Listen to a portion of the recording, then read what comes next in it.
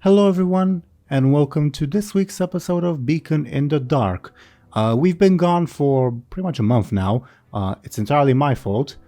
Mostly, it is entirely my fault. Same reason why Legacy of the Runeland was gone for a month, more or less. But anyway, we're back, and we are ready to continue our adventure. Before we do that, I guess first things first, something I ought to do now, so that I don't forget. Banrak, happy birthday. Your birthday is tomorrow by the time we're recording, or for the viewers, it was on the 9th because this episode will air on the 15th. But yeah, do wish Banrak a happy birthday and all your well wishes and that stuff. Thank you for being a part of this adventure, Banrak, and happy birthday once again. Ooh. Thank you. As usual, Banrak will get his traditional birthday inspiration. He somehow managed to hold on to a birthday inspiration all the way since last year. So that's now he has 3, which is a new record. But yeah, before we get into what happened last time, all that good stuff, as usual, let's have our players introduce themselves and their characters. Dice say that we apparently should start with Sir Thompshire. Could you please go ahead and introduce yourself and your character? As always, I'll be playing Benjamin Aaran, the traveling swordsman that has been having not so nice traveling being done in Dalaran. He was expecting it to be a much calmer visit, but things never go the way we want to. So now he's basically selling his party's services without asking for their opinions. And we've essentially been drafted into an actual war, which is very fun. Yeah, pretty much. Well, you drafted them, I guess. I'm sure that'll be a very, very fun discussion once the party reunites. But thank you very, very much, Thompshire. Next, we would have draftee number 1, Zelryn. Could you please go ahead and introduce yourself and your character? I am Zelryn. I play the lovely Blood Elf rogue, Lyri Embersorrow, who's been in jail for like a while and hasn't tried to escape once. Despite the scary orcs next door. Small reminder for our viewers and also I guess for the players, one of the reasons why that hasn't happened is because Thompshire compelled Zelryn Lyri rather, to stay put until Benjamin comes back. So that's part of the reason, at least, why that hasn't happened. But yeah, thank you very, very much, Zelryn. Next, we would have our birthday person, of course, Banrak. Could you please go ahead and introduce yourself and your characters? Your character, Yes. rather. I guess I can introduce all of my characters. No. Okay, I'll come back Hi. tomorrow. Okay. Hi, I'm Bannerak, and I'm playing good old Captain Morg, the ogre with a midlife crisis, unsure what he wants to be, I guess, but also is pretty confident right now being an ogre warlord pirate. So, give him a day or two, he'll settle himself out on what other classes he'll be. And finally got a nap for himself. The ogre, but obviously Morg. Oh yeah, he did. He did get a nap. So that's good.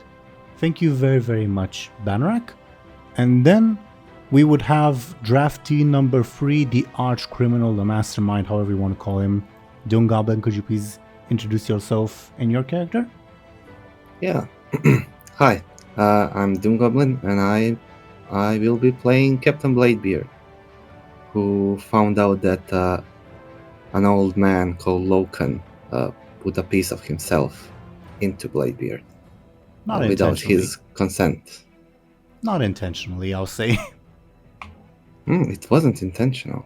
That ain't gonna hold in court, but alright. Fair enough. Good luck putting him on trial, I guess.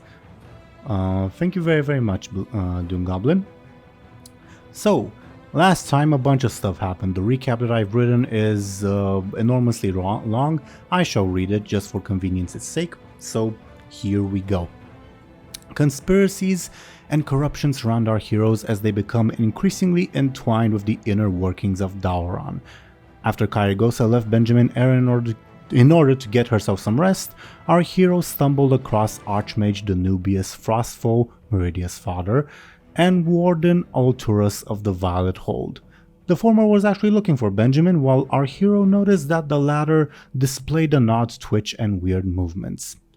Danubius spoke with Benjamin about Meridia, about her apparent interest in him, and her bizarre obsession with Captain Bladebeard. Our hero was able to piece together that Meridia started acting oddly around the same time that Bladebeard pulled the Betrayal card from the Nexus Lord's deck of secrets, and that, somehow, Danubius was the one who gave information about Bladebeard to the Teeironor. Before departing, Danubius also mentioned that he was responsible for watching over the now deserted Sunreaver Sanctuary. Our hero then found himself summoned by Khadgar, who was conversing with Merrill Fellstorm. Benjamin there was told that, following Merrill's conversation with the quote, most difficult member of the Council of Six, our hero would give testimony tonight after the conclusion of Meridia's trial. However, the other party members would not be welcome to give testimony, particularly Lyri Embersorrow, though our hero could try to convince the council members otherwise. He was warned, however, that Archmage Vargoth was apparently very displeased by the testimony our heroes gave to his apprentice and would not be voting in their favor. Regarding their request to visit the Arcane Vault to check in on Hekal's artifacts, Benjamin was told that there have been a recent series of thefts from the vault, and so the council was reluctant to grant access to it. Apparently, the prime suspects were Paraxia and Scriptorium, the two apprentices our hero had previously met and fought with. In total, 3 powerful items were missing: the Tome of Kinfi the Mad, confirmed to be in the apprentice's possession, the Tome of Argaleus, and Crassus's Seeing Orb. The Tome of Argaleus, last seen and utilized during the Nexus War, during one of the Blue Dragonflight's attempts to break into the Violet Hold, above board it happened during the Mage comic, it's actually titled Mage, so go read that I guess, contains powerful incantations that will cast mighty spells when read out loud. Khadgar suggested that Lieutenant Sinclair might know about it.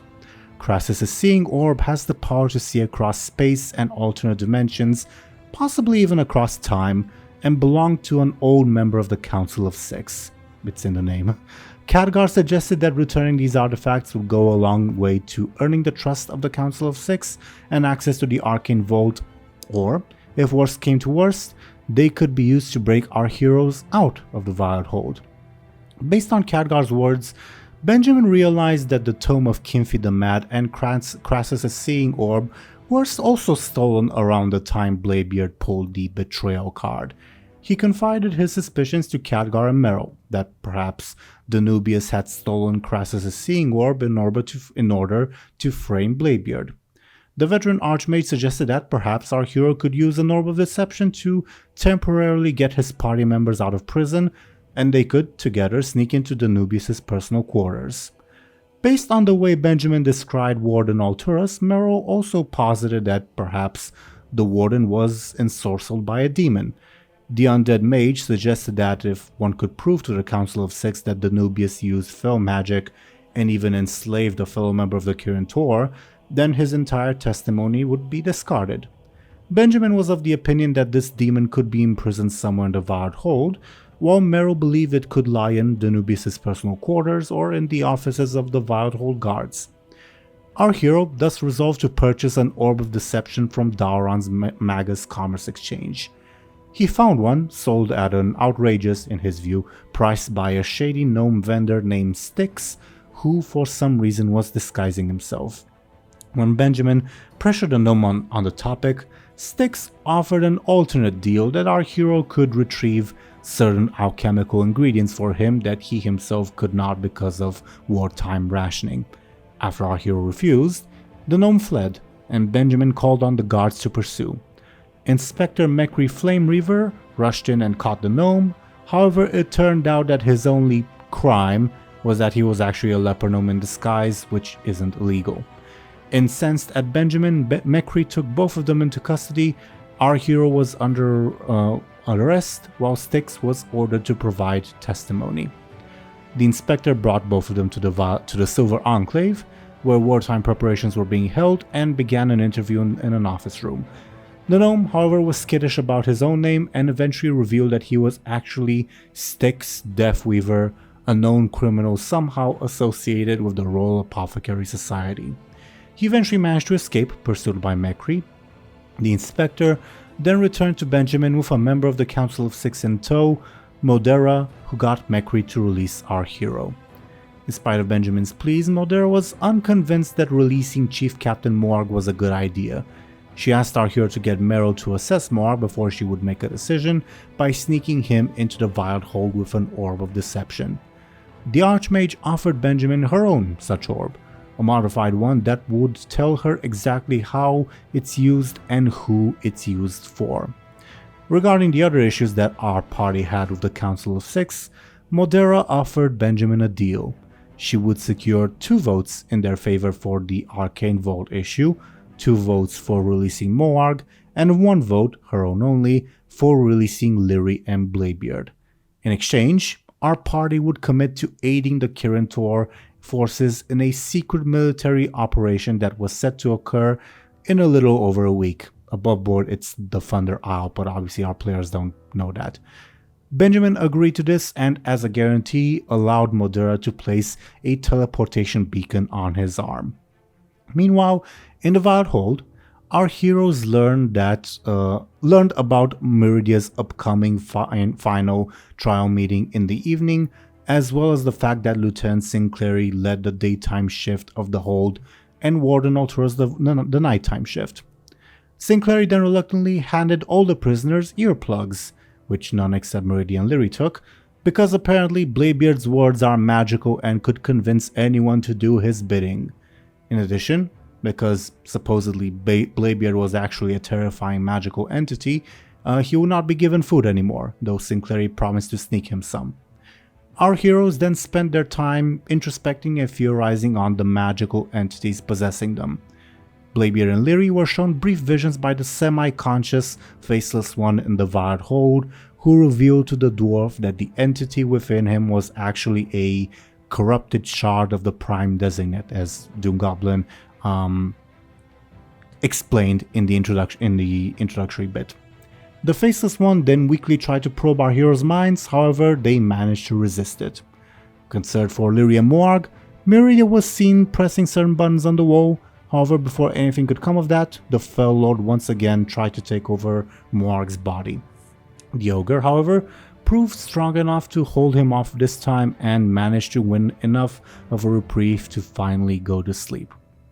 So, I think it makes sense at this point to check in on Benjamin, because Benjamin's plan last session was to get some of the companions that you all came to Aaran with, to get them into the Violet Hold and then swap them out with everyone, but obviously it will then require a talk with between Benjamin and the other party members. So, are you with us, Thompshire? Mm-hmm. I guess as a bit of a warm-up and Bobo to give me a chance to rest my voice just for a little bit, can you perhaps give us some insight into Benjamin's thoughts, his plans, especially given the fact that he has just conscripted himself again? I guess it's kind of everything's dawning on him that too many things are happening at once. And not only that, he's about to go through with a potentially very stupid plan that will not only get him in trouble, his companions in trouble, but possibly even Khadgar and Meryl in trouble. So he's basically manifesting that this will work. It has to, otherwise everyone's fucked, essentially. Taking a drink of water, sorry, give me a second.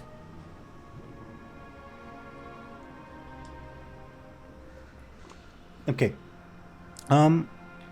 So your plan last time, as you mentioned, was to head to above board the Ledger Domain Lounge, because that's where you've been informed that everyone, your companions, are staying, to get some volunteers to impersonate Moarg, Bladebeard, and Lyri. Are you headed that way? Whoa, actually, just do you want to give me a careful to see if you can infer where the lounge is at? Perhaps by asking for directions or just reading the signs, etc. Yeah, sure. Would my stunt apply? If it's looking at directions, I guess it would. I guess so. Yeah. That would be Yeah, a 6. Yeah. No worries. It's pretty much right across the road. It's got a fancy sign above it. It's apparently quite well known. As you see several people going in and out, you know where to head. Okay, then I'll head inside. Okay. Once you head inside, you see a fairly large inn on the inside, in the sense of that the general front area of reception area, for lack of a better term, is larger than many other inns you've been to. It's the main inn of Aaran, so this shouldn't be perhaps a surprise. So the doubles as a bit of a restaurant, and as you see at one table, Marfa positively stuffing her face with various pastries, while Joseph, your father, looks on in concern. At another table, you see Ishnudres and Temis, while the rest of your companions, you don't see them on this bottom floor area, if that makes sense. Okay. What do you do? By the way, before I approach, is Martha drunk or is she just eating pastries? Give me careful. Oops, I rolled a crowd an accident, sorry. A 4. If my stand applies, a 6, I guess.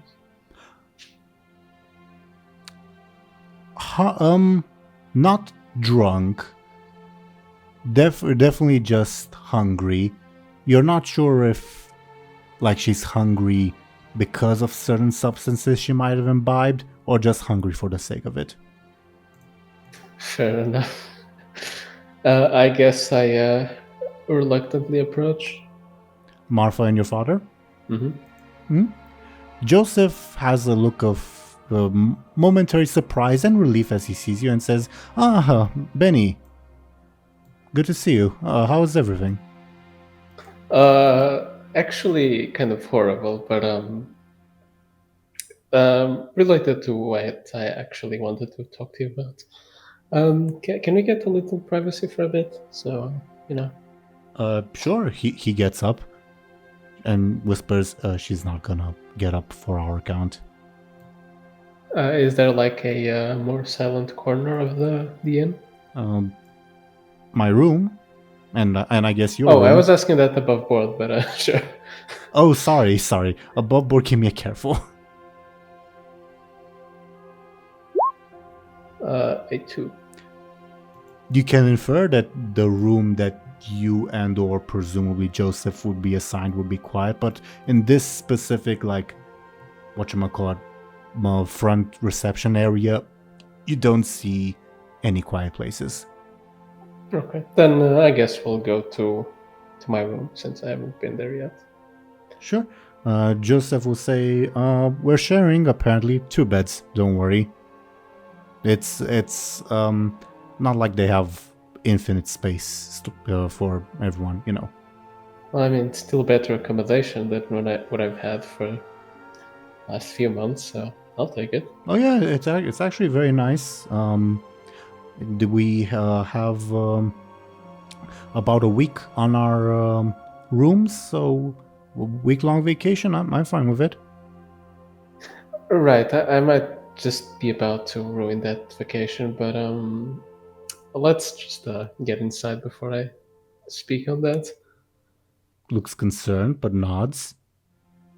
And would escort you to your rooms, and as Joseph described it is indeed quite a nice room. Well, I guess by by most people's standards. It doesn't compare to like the royal apartments of Stormwind or whatever, but it's still very nice. You have a selection of books, food at your disposal, a comfortable bed, a nice view. Okay. How do I even begin to explain this? He sits down on one of the beds.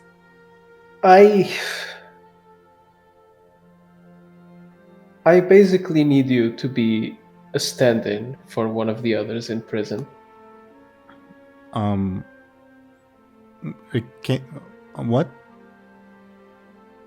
I'm not saying no. I'm just confused. I've been looking around at the accusations and where they came from and whatever else is happening here, and there's some very,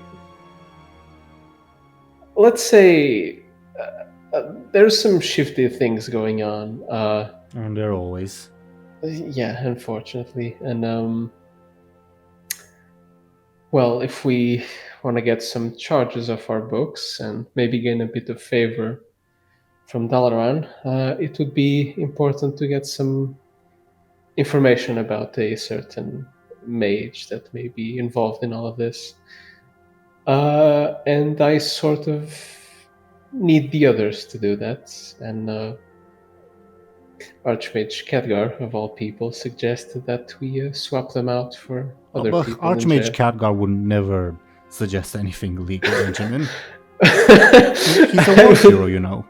I would normally agree with you, but yeah. No, he's a war hero.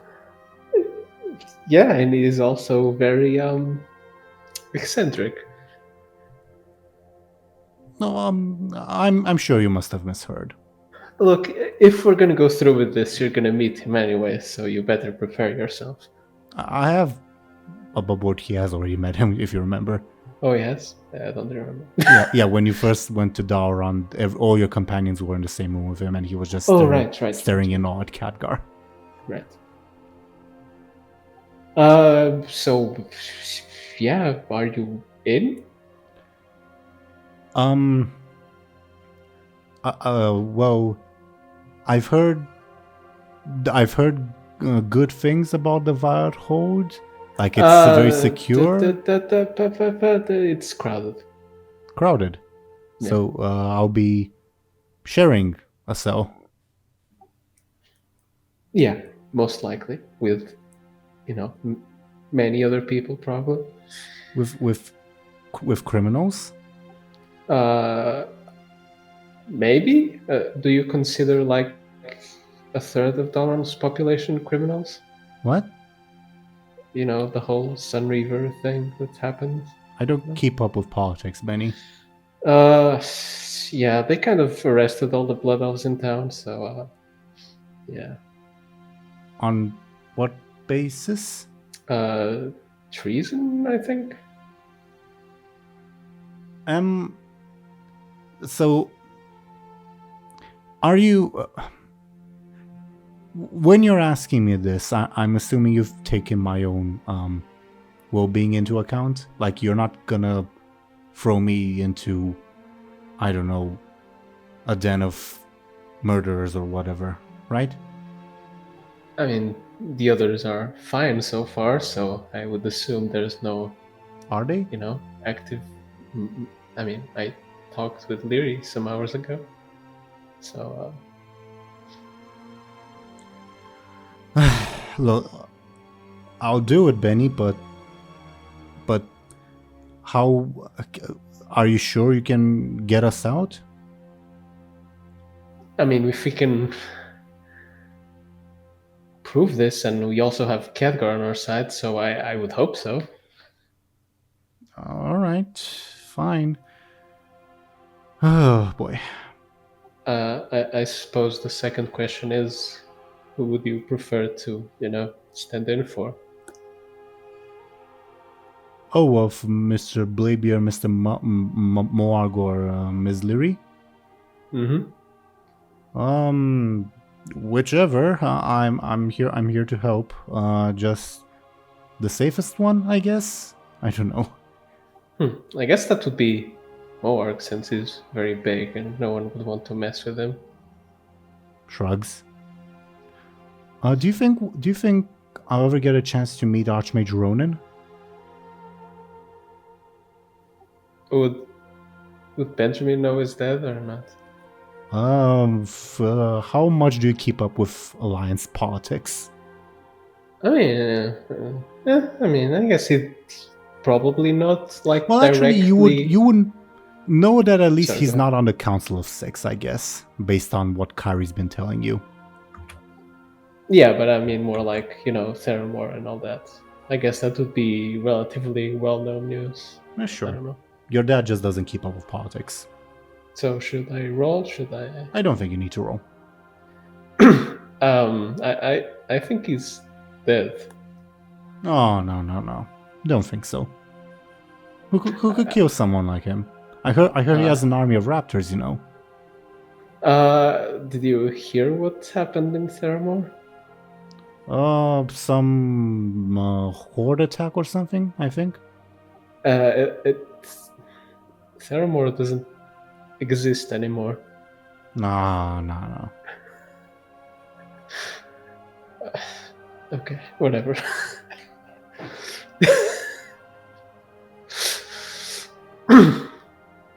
It's actually been a dream of mine to one day go there just to maybe shake the hand of Lady Jaina Proudmoore. I've heard so many good things about her. Oh, I guess I did see her through a communication thing earlier. Oh, is she visiting? No, I don't think she is here right now. I'm not sure actually. Huh. Well, sorry. This is just an old man's fantasies. The answer is yes. I'll help you. Okay, 2 more people to go, or just one, since Gallagher also offered. But What? You're joking? I'm not sure. Really? Yeah, he even gave me this weird ball thing that follows me around. Just notices it and looks in surprise. Huh. Ask do it you a think- question.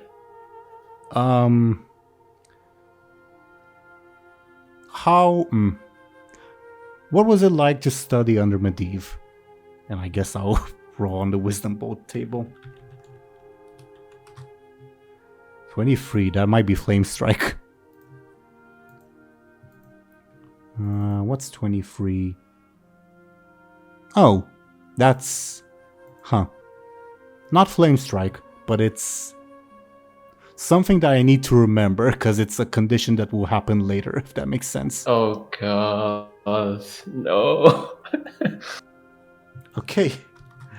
Would Benjamin detect anything, or It looks at your father, has this eureka expression, like a surprised expression, and then returns to its more typical emoting. Feel free to give me a careful to sense more. a 4? You do sense a shift in its magical energies. Something to do with enhancing them, but you're not sure in what way. Okay. Yeah, it doesn't work too well sometimes. It's kind of weird. Huh.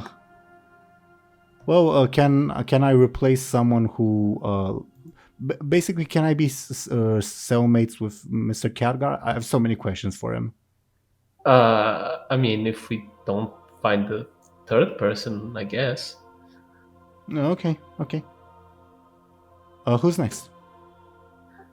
Well, you were with Martha just now. How is she doing? She's eating. Is she intoxicated? No, not particularly. Maybe a little, but not super. That's okay. Yeah, I don't think she's. I don't know if you've noticed, but she kind of thinks this Bladebeard business is kind of child's play and role playing. So I don't know how well that would go.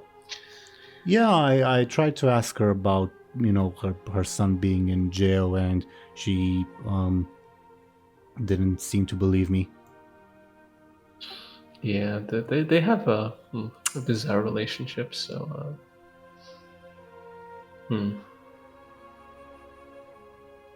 Well, the two elves, they seem pretty annoyed.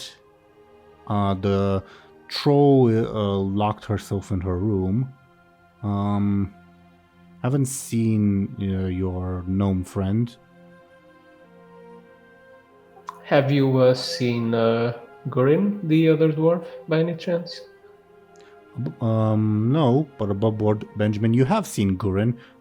Just as you were exiting the Silver Enclave, you saw him beat the shit out of Mekri in Oh, the... right. Yeah, I'm not coming back for him. Mhm. Definitely not.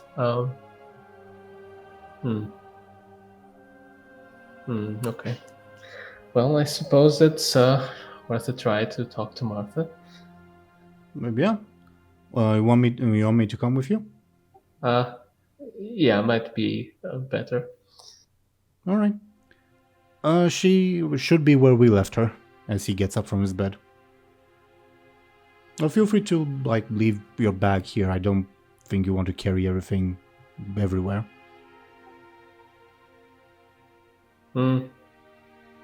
Sure. Above board, do you leave any of your items behind, or just, your general... No, just like general stuff, like, I don't know, clothes, whatever I'm carrying. Like, rations, anything like that? Yeah. Sure. Yeah. Makes sense to me. Do you head downstairs with your father to Marfa? Mm-hmm. Descend down the stairs. Nothing has particularly changed about the environment. You just see Marfa is still stuffing her face and with more pastries that she keeps ordering from the bar. Whose tab is that on? She said that someone named Moby will pay. Okay. Good to know. Do you know who that is? Bladebeard. Ah.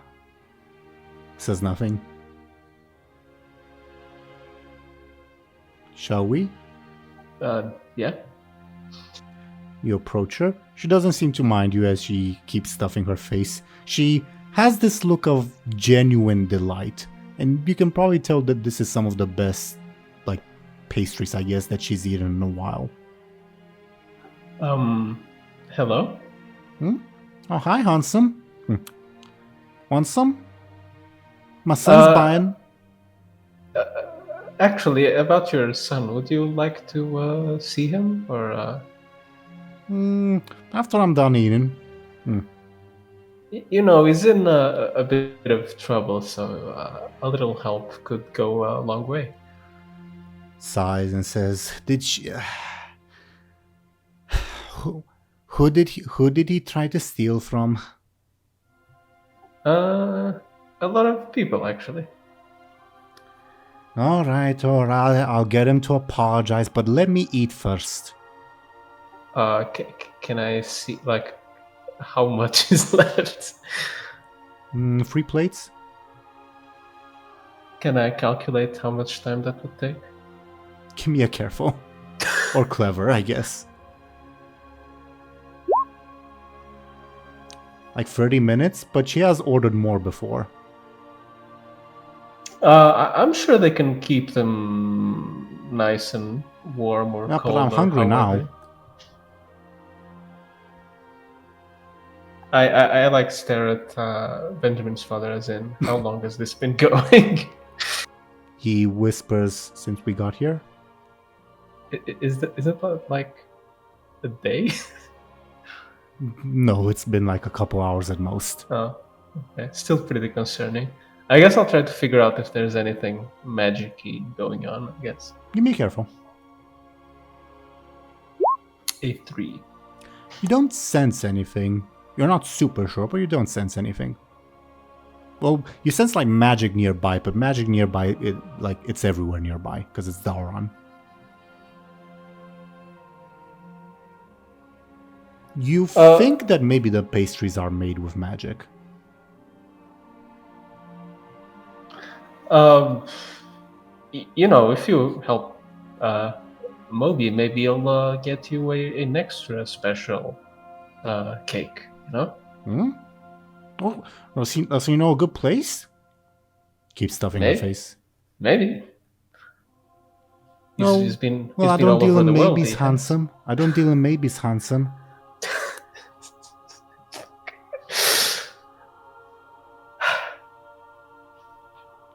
She offers you a plate. Want some? No, I'm good, thank you. Puts it down, continues munching. I'll- She looks genuinely elated with this food. I'll ask the Khadgar ball to help. Okay.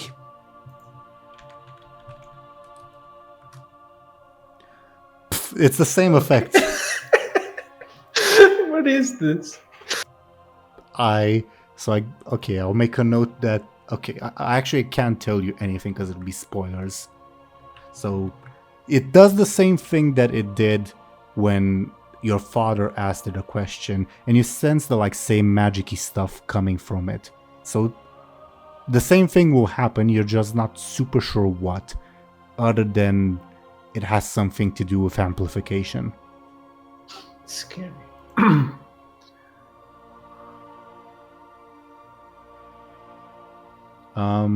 Says Joseph. You know your maybe Moby has a bit of a spending limit. She says she waves her hand and says, no. Whenever he comes to give me some money, he always brings gold. You know how rare gold is, and these are just silver. She points at the pastries. I thought you said he didn't have a real job, so shouldn't you be a bit more mindful of his finances? Well, he has the money. He shrugs. Yeah, he should get a real job, and I've spoken with the blacksmith's apprentice, and he's willing to give Moby an internship. When we get back to Stormwind, they'll give him some stable work. But for whatever reason, this one has money. I'm not gonna say no to it. I see. Why don't you come with us, and maybe he'll finally decide to, retire back to Stormwind, because you showed him how he's meant to act, Like a good Could you mother repeat would, that? of course. Could you repeat that? I didn't hear Huh? it. The last part. Oh. Could you repeat it? Because you showed What? him what? What did I say before? I lost my train of thought.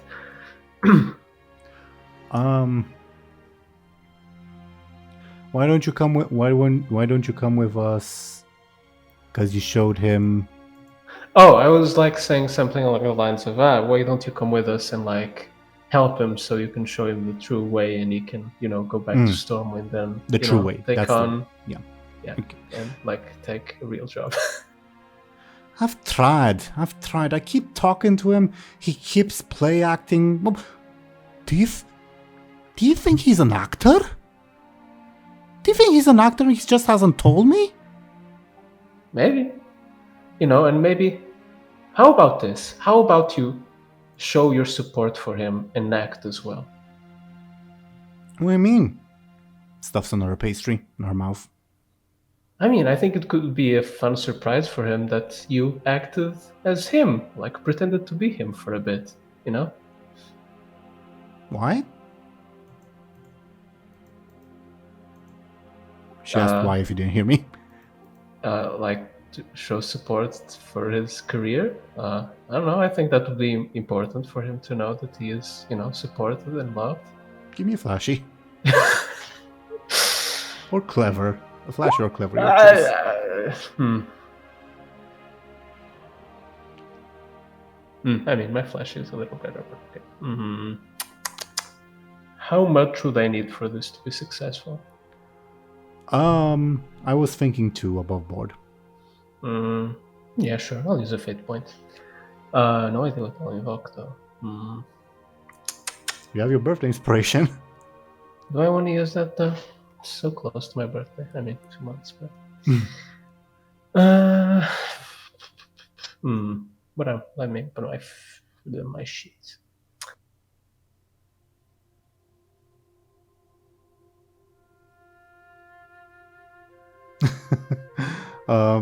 She just stuffs her face as she considers your words.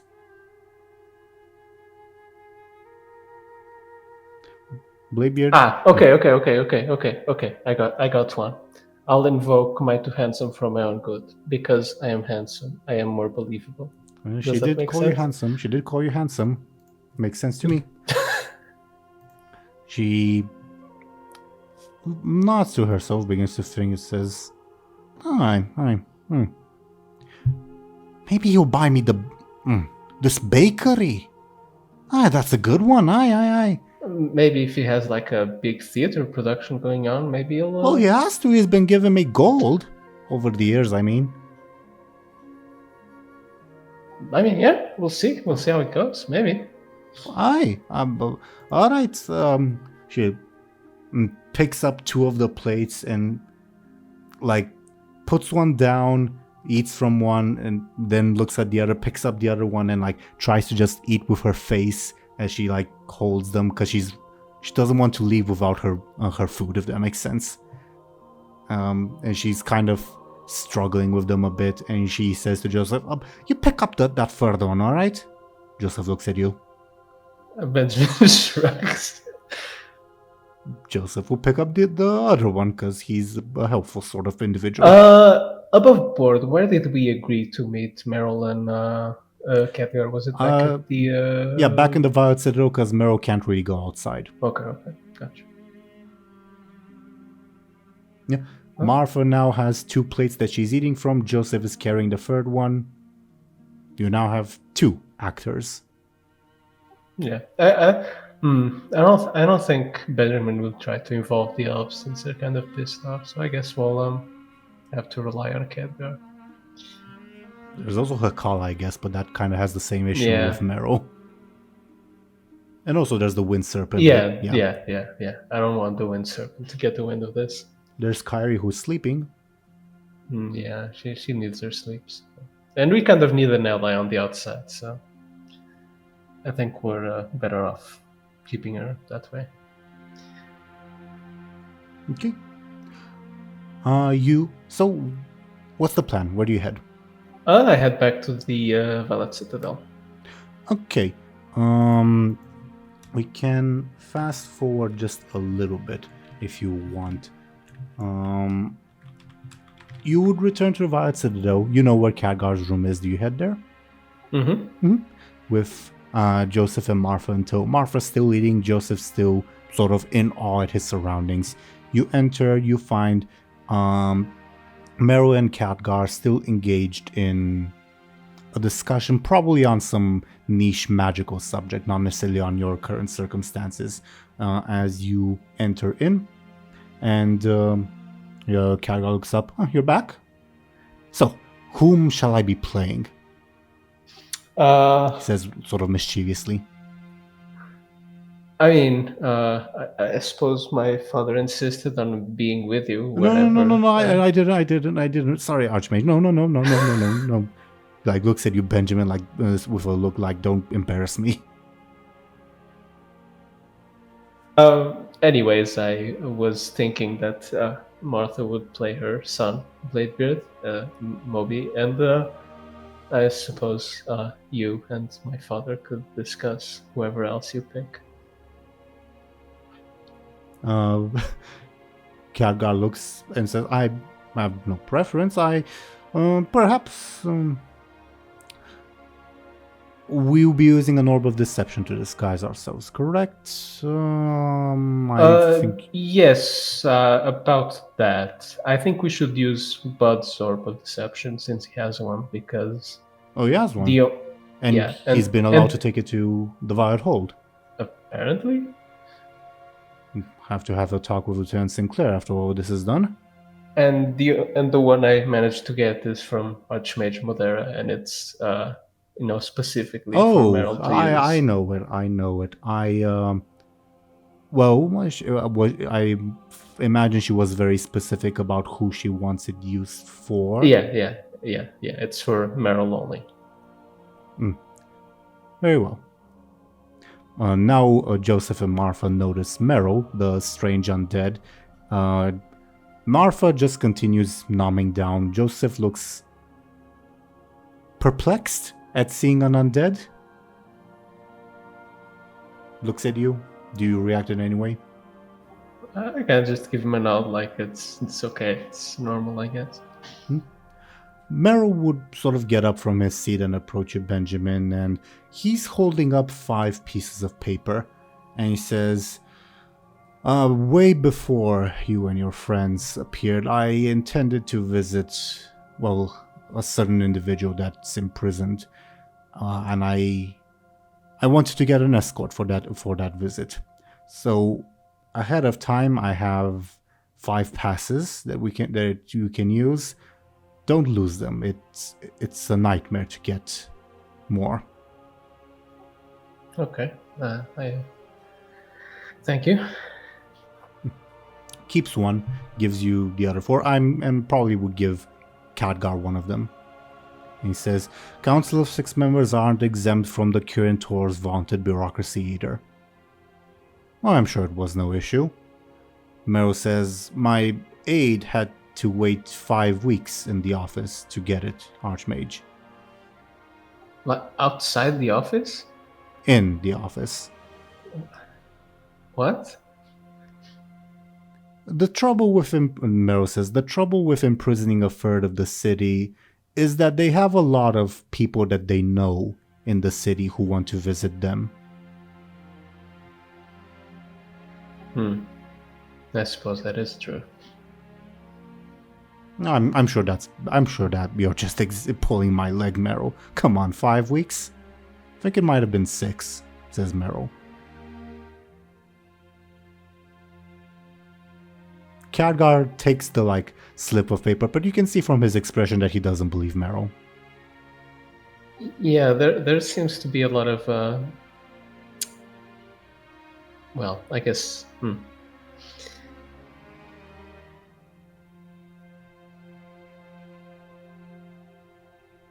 So, there are we set to go? Says Khadgar. Go ahead. yeah, the sooner the better. And so thus Meryl would use Modera's Orb of Deception to change into any recommendations? This is just, I guess, for the outside. Up to him, I guess. Yeah. He turned basically into himself way before he got into the state that he currently is. So basically, he looks like a much younger and alive version of himself. Says, nobody will suspect just another human, I imagine. Yeah, sounds good. Alright. So the crew consists of Benjamin, Meryl, Khadgar, Joseph, and Martha, correct? Alrighty then. You all would exit the I imagine. Feel free. Don't. If I'm putting words in your mouth, feel free to stop me. No. Go ahead. You all exit the Violet Citadel and head to the Violet Hold. You see, as you approach the Violet Hold, a large group of people seemingly queuing to. If you look at the map, you see how there's there's these buildings that lead to the inner courtyard of the Violet Hold. Yeah, and there's people queuing to get inside. And Meryl whispers to you, and there's about around probably 1,000 inside. It's bigger on the inside than on the outside. Oh, okay. That's I just realized these passes are good for one trip, so when you come get us, you have to get new ones. Oh. Khadgar says, well, you have the permission of a member of the Council of 6, points at his wisdom bow. I'm sure you can expedite the process somehow. I don't know. This thing is kind of weird. I asked it a question like twice today, and it looked like kind of mischievous for a second. Then I don't know. I don't know what happened. Well, it doesn't have to answer anything. It just has to assert that it represents me. Okay. Mera whispers to you. You know my aide who waited 6 weeks? He also had the assent of 3 council members. Ah, He whispers that to you. wonderful. Is Khadgar teleporting after the question? Outside of the Vard Hold, he certainly could do it, but it would, be a bit of an incident. Right. Above board, navigating the bureaucracy of the Vard Hold is a mini dungeon that I designed. No way. Yeah. And one that more than likely you guys will have to do, although there are ways to circumvent it, so,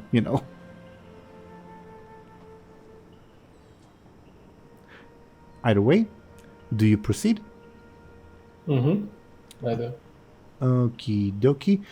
So, as you guys proceed, you reach the actual gates of the Violet Hold, and obviously you are stopped for inspection by the guards, who allow you through upon seeing your passes, and you would now be allowed inside the Violet Hold. And once again, the first thing that would strike you is the cacophony of voices, as again a third of the population of the city is imprisoned there. But before we get to that, just for safety's sake, is there anything that Bladebeard, Morg, and Lyri want to do before Benjamin gets to them?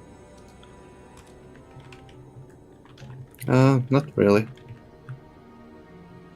I can't think of anything at the moment. Nope. Fair enough. Then when inside, Benjamin's party would be greeted by Lieutenant Sinclair, who says, "Archmage, honored guests, these are for you." And she appears to hand all of you earplugs. What is this for, if I may ask? Orders from above. We are hosting a dangerous magical entity that can corrupt you with its words. With all these people around? She shrugs. Orders from above. I kind of stare at Khadgar, see what his reaction is to all of this. He furrows his brow and sort of he used to be concentrating was there a dangerous magical entity that corrupts it with its words? He seems unsure, was there?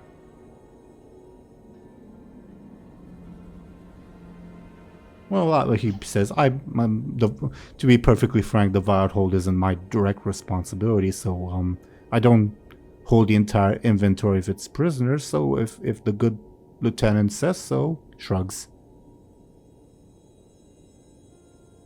Oh, okay, I guess. Is there anyone you wish to be visiting? Says the lieutenant. Anyone in particular, I mean? We came to visit Lyri, Bud, /Morg, and Bladebeard. So Lyri and Bud, she says. What do you mean? She thrusts the earplugs into your ear, not your ear, your hand.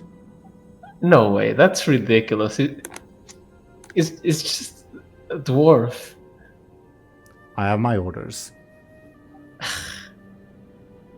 Okay. Can we at least see him through the magic-y wall-y thing? Yes. Yeah, I don't think... Yeah, you should be, yeah. Okay. Yeah. Everyone takes the earplugs. As to whether they actually put them on, Joseph does. Martha, I guess, would, because she has no reason not to. Khadgar says, "Oh, I believe I can handle myself, Lieutenant." Are you sure, Archmage? Not quite. The lieutenant can't really oppose an archmage, so she doesn't. As for Mera, he takes them and pretends to put them in. Looks at you, Benjamin, and whispers, I do need to talk to your ogre friend. Mm-hmm. And Benjamin kind of nods. What about Benjamin? I guess he kind of also like fake puts them on, like, you know how you put like earplugs and they're kind of like not in. Does that make sense? Sure. Yeah. Makes sense to me.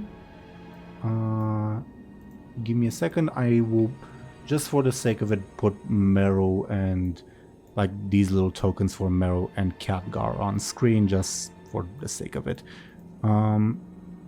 Now that you have your earplugs, do you proceed? You'll be guided by the lieutenant to where everyone else is. Mm-hmm. Okay. So, what have Bladebeard, Morg, and Lyri been doing while when Benjamin approaches them? Obviously, you guys mentioned that you don't want to have like a scene or anything, but just like, what's the general vibe of your guys? Isn't Morg sleeping? Or is he woken up yet? Up to Banrak. I'd say he'd be sleeping still, probably. Understandable. Above board, Banrak, you may wake up whenever you choose to. Okay. And I will say just because I would not want to miss out like more of Banrak, you to miss out on interactions with the rest of the group. Don't worry about your ability to go back to sleep, at least for now. Okay. Okay, I'm just, for right now, he's sleeping. Sure. And sure. when he'll probably wake up not that long after people arrive, I assume. I will leave it to you. As for Lyri and Bladebeard? Lyri's just sitting with Meridian. Bladebeard is working out. Sure. He's already in the prison grind. Yeah. Meridia occasionally glares daggers at Bladebeard. Otherwise, I think she would spend her time probably trying to like look you over, Lyri, mostly for signs of magical corruption. She seems pretty concerned about you. What, Meridian? Yeah. I'll let her look at me, I guess. Sure. She's not super intrusive. She especially would take a look at like your missing hand and stuff like that. But either way, you guys would be led to where these cells are, and Lieutenant Sinclair said, and Khadgar will say to Lieutenant Sinclair, "Lieutenant, may we have some privacy?" And the lieutenant says, I'm under orders. I'm sure you can do me this one favor, Lieutenant." Of course, Archmage. You know that everything that is said in here is recorded, though. I'm sure there may be a way to alter those recordings, yes? The lieutenant looks frightened, for lack of a better term, but says, "I will see what I can do." Thompshire, Benjamin gets the feel that she probably can't really do much about that particular aspect, but she'll try at least. Yeah. But she will give this reunion the privacy as much as she can that it, let's say, deserves. Mm-hmm. So all the prison group, you will see this odd group of 5 people coming in. Martha will say, Moby, the pastries are delicious." As I think she will be the first one to speak. Oh. Food here is also very good. What What you are you doing say? here? What'd you say, Moby? I can't hear you. I've got stuff in my ears. Well, take them out then. What? Hey, Benny boy. What's going on? Are we going free? It's complicated. Hello, everyone, says Khadgar. Meridia stares in shock, then looks at Benjamin and says, "Is that you, Benjamin?" In the flesh. Isn't Bladebeard cell a ways away? How far away? It's like what's the word in English? It's basically like on the other side of the road, if that makes sense. Yeah, across the room, Yeah, pretty much. But the room's massive. across the hallway. Let's, for the sake of it, say not that massive and say there's maybe like 6 meters between the cells, I guess. Maybe there's like cool ways we don't see in game or something. I don't know. Yeah, well, have you played a Warcraft 3 mission, for instance, I guess? Yeah. Mm-hmm. Ooh, are we in the same cell that Kalatas was there? Keltas was? Yeah. Feel free to speculate. You don't see any signs of him if there were any. Oh, I see like the carvings. heart with K plus J. Maybe. Up to you.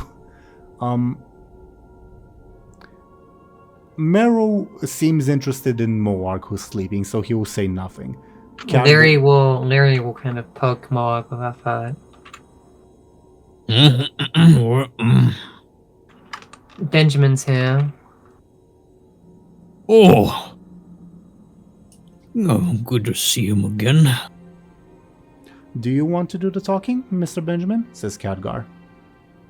I kind of whisper to him and say, Meridia may be a bit of a problem due to what we discussed earlier, remember? Nods and says, "Oh, is there anything we can do about that? I can't change who is in the prison cells." Is my...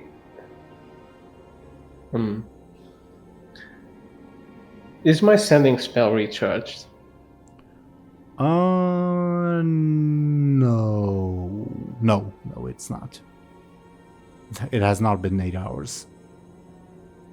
Did Khadgar send me any in the last 8 hours? Yeah. That doesn't mean that the rules apply to him, but yeah. Would you happen to have a spare sending spell? So there's still something I can teach you about it, he says proudly. Concerned about the 8-hour limit, are we? Yeah. Oh, there's plenty of ways to subvert it. Exhausting ways, but yeah, there are ways. Okay. Says smugly. Sort of like he's waiting on you to like ask him and plead it with him. Is it something doable right now? I can't really teach you right now, but maybe later. Then could you send a sending spell to Lyri for me? Oh, sure. Just in simple terms, tell her to make Meridia not be able to listen to us for a bit. She'll figure it out. All right. I assume you guys, the two of you, have been like whispering this. Yeah. Lyri, you get... Khadgar like seems to be staring at you and like crosses his arms behind his back. He's not doing the like customary gestures for a sending spell. Benjamin, he's clearly trying to show off to you as he's just smiling at Lyri, and Lyri, you hear in the mind, "Hello, Sin Lyri. This is Archmage Khadgar. Pretty cool, huh? Could you please make sure that Miss Meridia doesn't hear us?" Lyri blinks, then looks at Meridia. Meridia stares, like her like she's partly shocked that Khadgar's there and partly stealing glances at Benjamin, to be honest. Lyri looks confused. Like if you are to look at Benjamin, he kind of nods towards you, as in like do it, or like he agrees or whatever. Lyri will kind of, as suddenly as possible, shake her head no.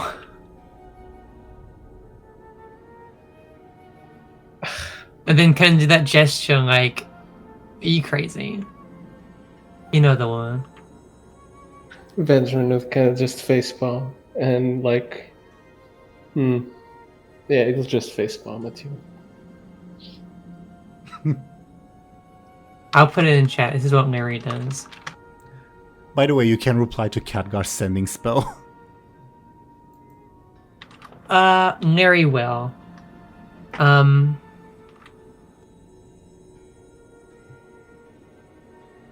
Wouldn't that be a bit suspicious? Why should I? No, because it's telepathic. If that makes sense. Like No, you don't speak. that's what Larry's saying. Oh, my bad. Wouldn't that be suspicious? Khadgar will shrug. Why should I? Khadgar will shrug, still smile, and wink at you in a manner that's sort of like saying, "It's all right if you do." If that makes sense. Okay, Larry will use her stunt to make Meridia deaf. Okay. Just deaf? Yeah, I guess maybe the excitement has made her ears kind of, I guess. She's wearing earplugs, to be fair. Yeah, maybe her ears start ringing. She can't hear right now. Yeah, you see her cringing in pain. Your stunt will work, obviously, because it's your stunt. And she takes her earplugs out and she panics. I can't hear. I can't hear. He must have done something to me, points at Bladebeard. Larry kind of pats down Meridia, like trying to make sure she's okay. I can't hear. I can't hear. Are you okay? Looks at you horrified. I can't hear. Larry kind of blinks worriedly and kind of like yells, can you get someone to help? Oh, I think there will be no need for that. And Khadgar, sort of subverting everyone and just to show off again, waves his hand, clearly casting a spell. Meridia falls asleep. Oh, okay. Larry's face immediately changes, like, okay, why did he... Okay. He wants to show off. This is I guess Benjamin would mention for Bud and Lyri to approach and Bladebeard, I guess. We approach, but Larry's like peeved off at Khadgar. Khadgar smiles proudly, and looks around, hands behind his back, as if expecting congratulations. What's the deal? Why did you make me do that? What's the deal? Look, Meridia is affected by that card, Bladebeard. Do you remember? In the Netherstorm, someone will betray you. What do you mean? The deck of cards from the Ethereals. Do you remember? What about it? Bladebeard drew a card that said that someone would betray him. Do you remember that? No. Not really. He did, and that person is very likely Meridia. Okay. Why does that matter? Why did you have me... Because if she listened to what I'm about to say, she would probably rat us out. Then... what is it? I need you guys' help to break into an office, essentially, and prove that that person is actually corroborating with demons and... What person? Meridia's dad. Sorry to interrupt, I just realized that the effects of the Wanderer's Wisdom Bow would have gone off. It would have gone off, again, it's an amplifier, the effect. So basically, if Khadgar would have wished, the sending spell on Lyri would have gone on for much longer, like he could have done that. And the second amplifier, Meridia will sleep for a long time, probably miss her trial too. Oh my god. She sent her into a coma! She'll wake up deaf. Up to Zelryn if she'll wake up deaf or not. Because it's her stunt. Can I retract my stun at any time? Yeah, it's your stunt. Yeah. Okay. I'm just wondering if it could only be done once possession, but I guess I can retract it any time. Mhm. I guess Lyri will retract it whenever the business is done here, I guess. To recap, Benjamin just mentioned the person is Meridia's father, correct? Yes.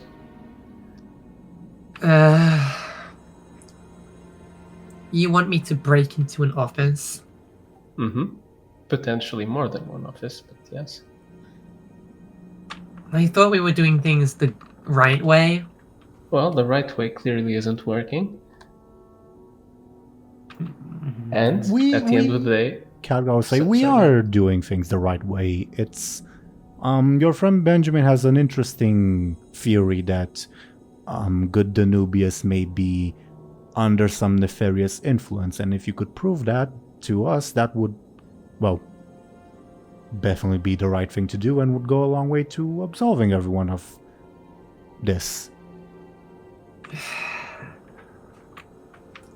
so It's- anyways, the plan is to get the three of you out. Khadgar, my father, and Martha will be your stand-ins using Bud's Orb of Deception. And we'll do this whole business and then come back, sweat back, give the evidence, and we'll be A-okay. And we can walk free. And they'll take care of my issues. Well, hopefully your issues are taken care of since you won't be a wanted criminal, so... Oh, and I also have other things to say, but we'll discuss it once you're out of here. I mean, I meant the void, but... Yeah, that's what I meant. We're working on a solution, says Khadgar. Oh, and this good-looking man here may help your problem in specific, but... Above board, Mero has just been like staring at Moarg. Well, not staring, but like inspecting him, if that makes sense, but not saying anything. Is it really a good idea to say all this in front of the other prisoners? I guess it'd be like talking like close to the barrier, like so we're not. Then would like, Bladebeard being- here? I suppose not. Guess we'll deal with that when we'll deal So with that. the prisoners aren't going to go near the barrier when they see Khadgar? Cloth Merchant definitely will not. The Magistrix just like stares daggers at him. Khadgar does not notice her. She seems to be trying to pay attention to your guys' conversation, but trying to seem like she's not. Because she refuses to approach the barrier, she won't hear much. Because you Won't guys are people- whispering. Won't people, notice considering how cramped it is in here? I don't know. Khadgar may be able to do something about that. I don't know. He's so talented and. Oh, I was hoping you would Wonderful. convince your cellmates that it will be alright. Oh, have you made friends with your cellmates yet? Well, can the people next door hear this? No, it's similar distance to like Bladebeard, so if that makes sense. They just see you conversing with Khadgar. Well, you should have a look at the people next door and, maybe, think about that. Well, I think I meant this cell in particular. Oh, what? No one else is gonna notice that you transform into other people and swap them out?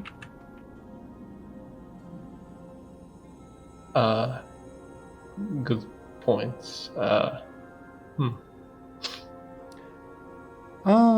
If you give me some time to channel my magic, I think I can do it subtly enough. Though it would be a good idea to, get your fellow prisoners on side. Says Khadgar. Again, Benjamin, have a nice look at the people next door. Come on. There's two cells next door. One is, of course, Garfoon and company. The other is Gnarlsnout with a bunch of blood elves above board. Well, obviously, Gary's talking about one of them. But when Khadgar said that, did he mean mainly their current cell or all surrounding cells? Which part? When he was saying, "Oh, if you give me a bit of time to channel my magic," blah blah blah blah. He didn't specify. You can ask him. Would one cell be enough?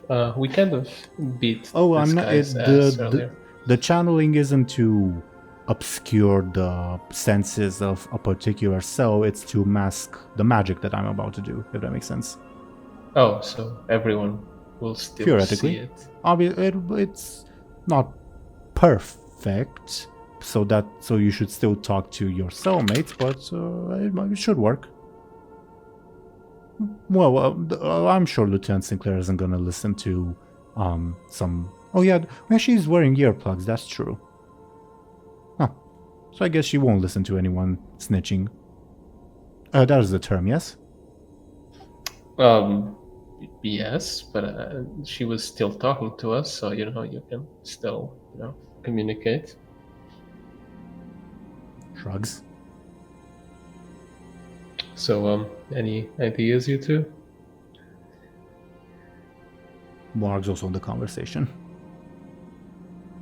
Yeah, is he here? Because he didn't react earlier to what I said about Ephemeral. Banrak? I mean, I didn't get a chance to say anything because it kept going. Oh, hello. Greetings, says Meryl. May we talk a little bit after the current situation is settled? Says Meryl to you. Sure. He gestures that you ought to talk with Benjamin and Lyri and Khadgar about this escape attempt thingy. So, what plan, Benjamin? Yeah, that's exactly what I'm trying to figure out. How would we swap you out with no one ratting us out?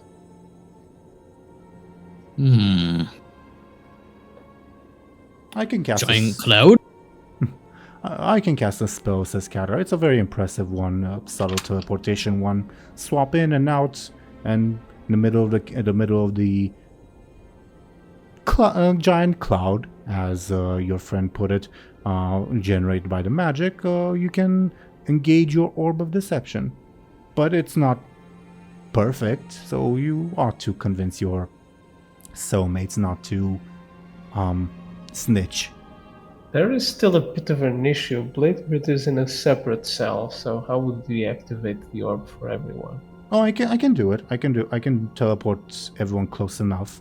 Okay. But you should probably you inform your friend Bladebeard about the plan as well. Right. We should tell him, yeah. Bladebeard? Above board DoomGoblin, Martha is the only one who's been at your cell, just staring at you eating pastries, occasionally saying, "Want some Moby?" and trying to give them through the glass, but the force field, but it obviously rejects it.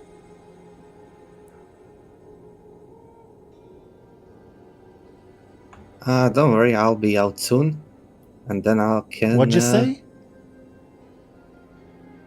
All right. Now Benjamin approaches. Did you hear all of that, Bladebeard? What? When's my trial? I'm innocent. Yeah. Your mother's here to support your acting career, so she'll be pretending to be you for a bit, Benjamin kind of winks at Bladebeard. Bladebeard winks back. So, anyways, it kind of motions for Bladebeard to approach for Martha not to hear. Martha's wearing She can't hear earplugs. me. All right. We're swapping you out for your mom for a bit so we can nail Marida's dad, who is a terrible person, apparently. Sure. Are you in? Sure. Okay, good. Then I go back to the others, and I'll ask Lyri if she came up with any plan to buddy up with her cellmates.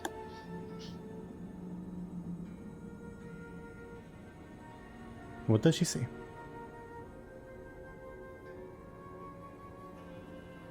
Zelryn, are you with us? Yeah?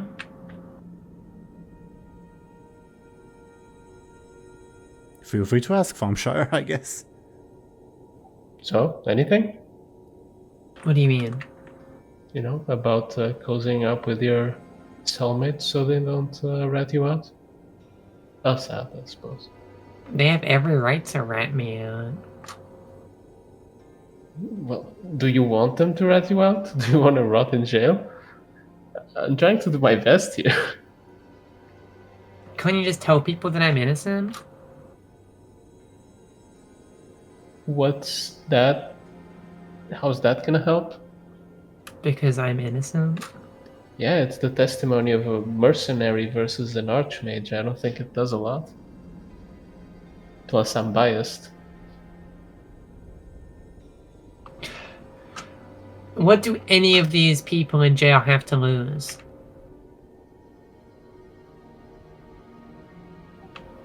I don't know. They could get executed, I guess. They wouldn't execute anyone in here. I don't know. A few years ago, I wouldn't think they would imprison half a city's population, but they did. Oh yeah. You told me to behave, but this isn't right. Then Why can't we get them out? how do you plan on getting half a city out of jail? That's out of the question, says Khadgar. If he's been allowed to listen in. If he's not been allowed, he will Yeah. not say that. Yeah, it's there, I guess. Yeah, he's allowed to listen to him. Unfortunately, out of the question. So you want me to save my own skin, but no one else's? Look, unlike them, you are not innocent, okay? Hmm? I'm sure when the war is over, they'll be set free and sent back home. You, however, would stay. Is that what you want? Why would I stay? Because of the void? According to them, I spoke to a couple archmages, and to them it's a valid reason to keep you in here. Not to mention the other crimes in your list, which aren't necessarily untrue. Do What do you you mean? need me to list them again? Says Khadgar. Fabricated. Not all of them came from the same suspicious source. Mm-hmm. My list is pretty long. Oh, no, Right. No, your only crime is piracy and suspicion of harboring a demon, dear bud, says Khadgar. Oh. So if I wasn't a pirate, and if I don't have demon, I'm a good ogre. Well, even the fact that you are a pirate, it's not a crime that is severe enough to warrant imprisonment in the Violet Hold. Usually, if it's such low-level crime and it doesn't involve citizens of Aaran, we would just ship you off to wherever. Yeah, piracy in Dalaran, not really, well, you can't make a ship fly in Dalaran. Yes, we've been quite far away from having a port for the last 2.5 years, give or take. Yeah. But plus I would never do a pirating to a Fine, nice purple city. I'll deal with the other people in the cell. Okay, good. Lyri will, I guess, how do I knock them out? Aren't there like 20 people in that cell? No, it's just 2 in the cell. Oh, okay. It's Yeah, we got well off. Magistrix Lambress and Cloth Merchant. Okay, I look to Khadgar. Can't you like make them sleep too? Oh, I thought you the intention was to talk to them. I mean, I'm just saying if, you know, it comes to that. Oh, I could talk. wait a minute. I have a plan. Get close to the thing. Who are you addressing? Just everyone there. The NPCs do. What are you doing? No, not the NPCs. Khadgar and Mera. Yeah, that's who I meant. Yeah. Who's planning on being me? Either Khadgar or my dad. Your dad can't be me. Your dad's being the ogre. Then I shall be Okay. you, says Khadgar. I was gonna say I could pretend to punch them and you make them sleep at the moment I do it, but you'd probably be punished for that. Listen, I don't know about you, but I'm not very good at talking to people and convincing them things. I'm good at I'm a good talker.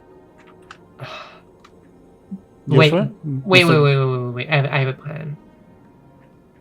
Why don't we convince Bud to stand in the way so no one sees what's happening?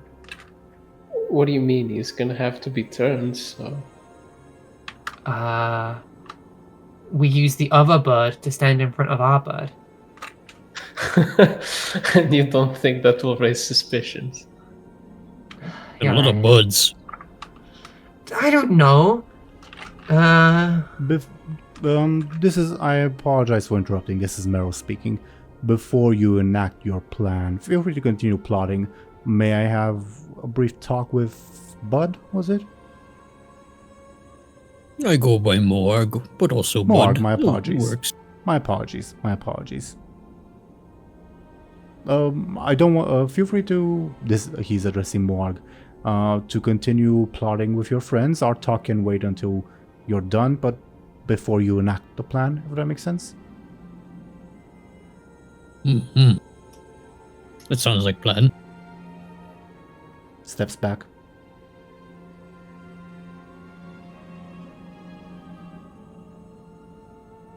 Continue plotting, if you will. Well, Lyri was about to say something, so I guess Benjamin would listen. I don't know what to do. I specifically did not want to jailbreak. I was offered to jailbreak multiple times. I could have jailbreaked, but no, I sat here and now you're telling me to jailbreak anyway. You're not jailbreaking, you're temporarily leaving your cell. You'll return later. I could have temporarily left my cell ages ago. Yeah, but you would be reported missing. Also, Bob, what's the status of Thompshire's compel? It was just to behave until Thompshire arrived. Until I got back, yeah. Okay, then I guess the compel will be over.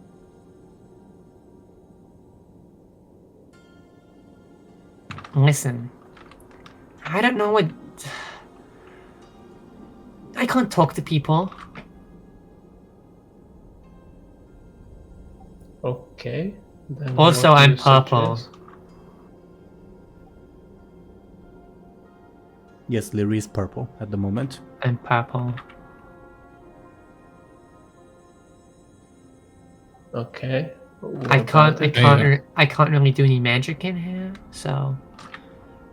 Didn't you just do magic on Meridia? That's different, that's my stun, I'm allowed to do that. Your what? Huh? Nothing. It's a stunt, like you stunt. Yeah, you ever, I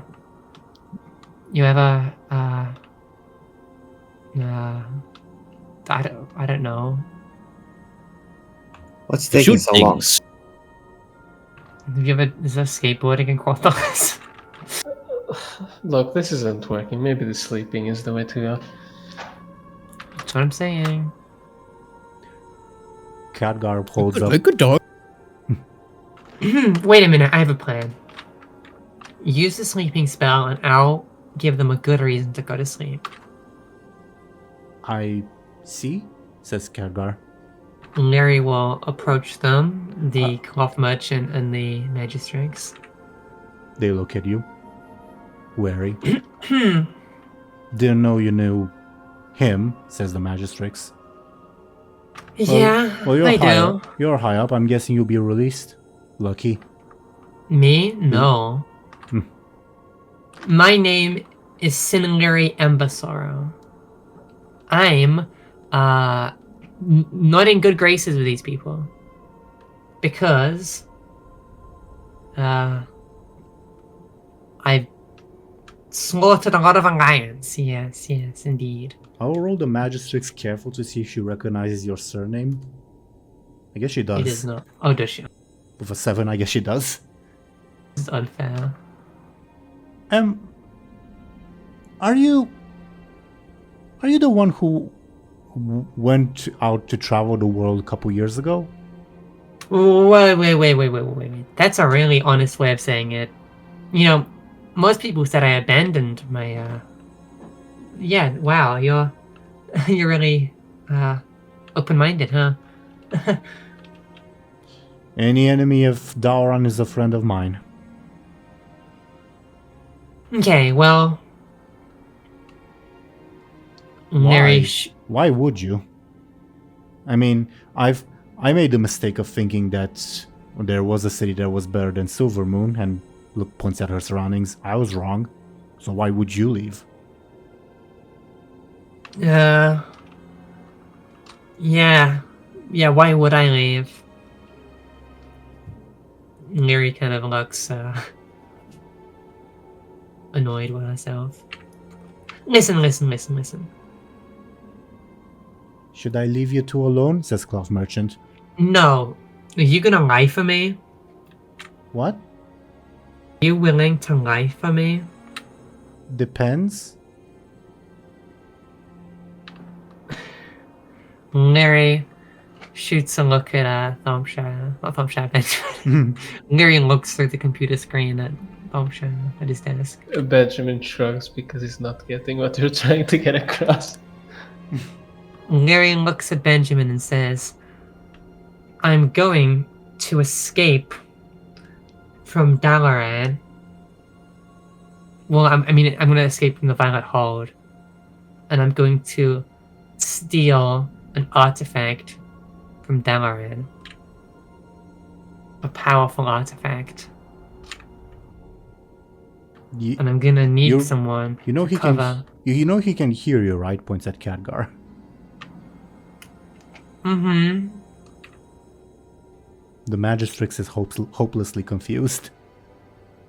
Let's just say he's in my pocket. She looks at Khadgar. Khadgar just like idling around, smiling. Looks at you. Bullshit. It's true. You're trying to set us up for something, aren't you? No. What do you want us to do? Just pretend you don't see what's about to happen. Okay. I guess Agree. It will depend on what we'll see, says the Magistrix and crosses her arms. Cloth Merchant just looks scared because she's not a fighter and she doesn't want conflict. I'll keep me mouth shut.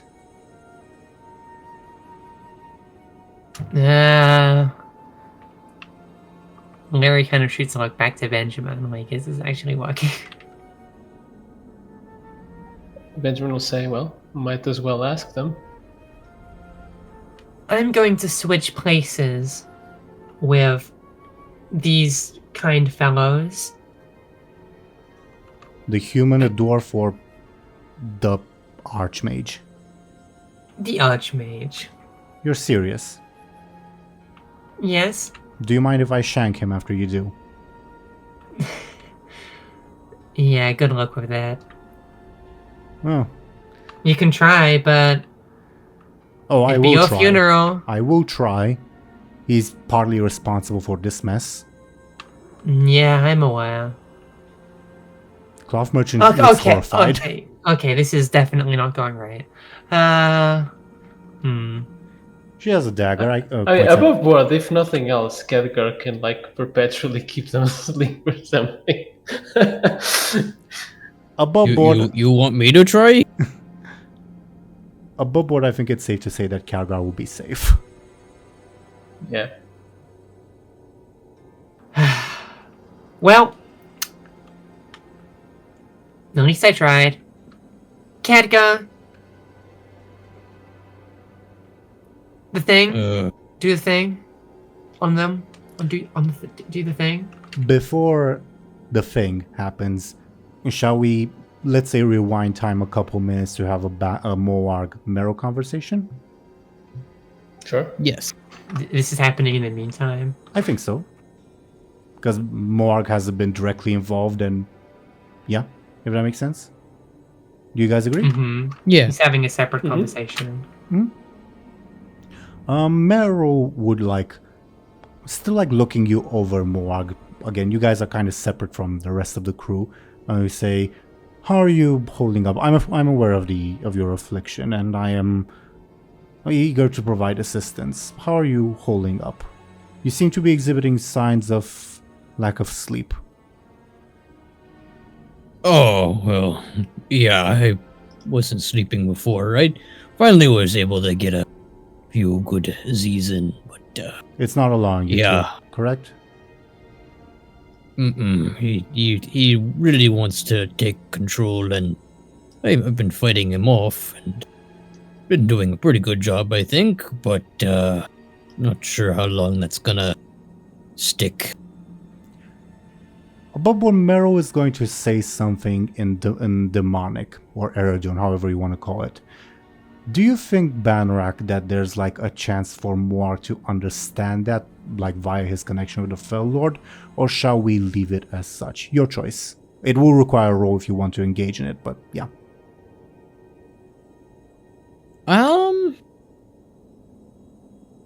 I want to say no, only because I think Morg wouldn't know how to tap into that. Sure.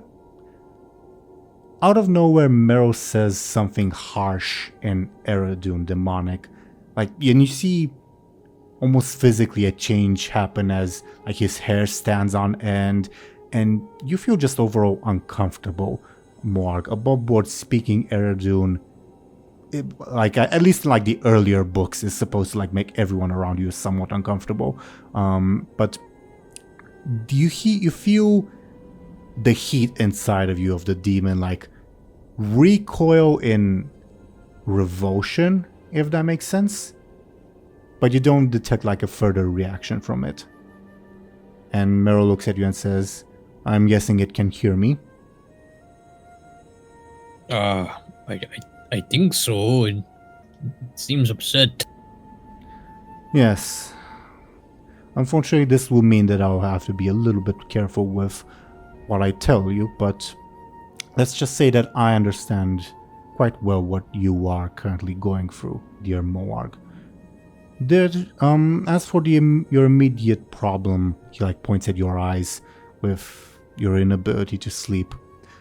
Produces a small file, I think is the word. Basically a transparent small glass thing that's filled with pills, and says, these are an imperfect solution. If you take one of these, you will have an entirely sleepless slumber for several hours, enough to get you rested, but sleeping without dreaming is certainly something you will feel that will affect you. Does that make sense?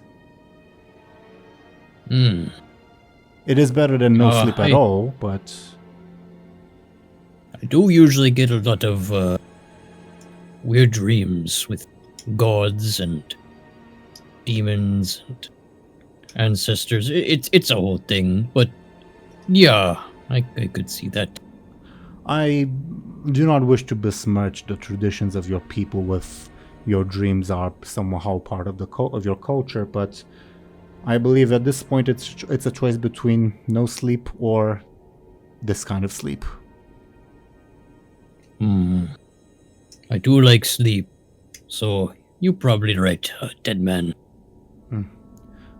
Above board, he looks, because of his own orb of deception, he looks like a typical young human. He doesn't look old at this moment. Make sense? Okay. And he smiles at what you say and says, "I'll give them to you when you're out." When he points at Lyri and Khadgar when they're done. My second question, have you heard of a place called Eldrefalas? Gesundheit. No. Above board, Banrak, that is the elven name of Dire Maul. Do you think Moarg would know it? I think it would just be gibberish to him. Like, he probably has heard it before, but I don't think it mattered to him before. Fair enough.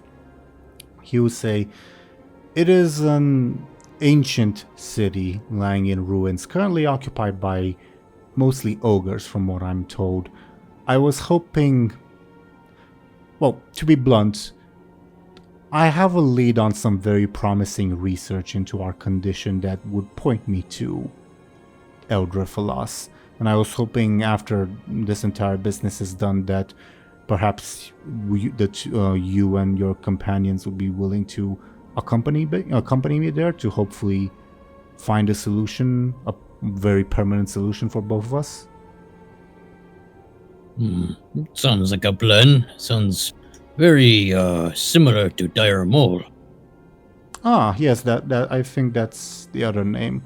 Yes, I believe Eldrefalas is currently known as Dire Maul. I believe. Oh. Well, that used to be my home before I got horn broken and my people divided up, but... Well, yeah. I have heard that the elves of Dire Maul, at one point thousands of years ago after... I'm sorry, I will not bore you with the details. Let's just say they imprisoned a very, very powerful demon at one point, and I'd like to learn more about how.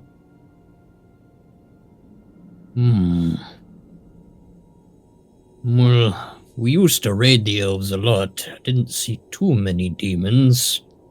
Did we ever see any?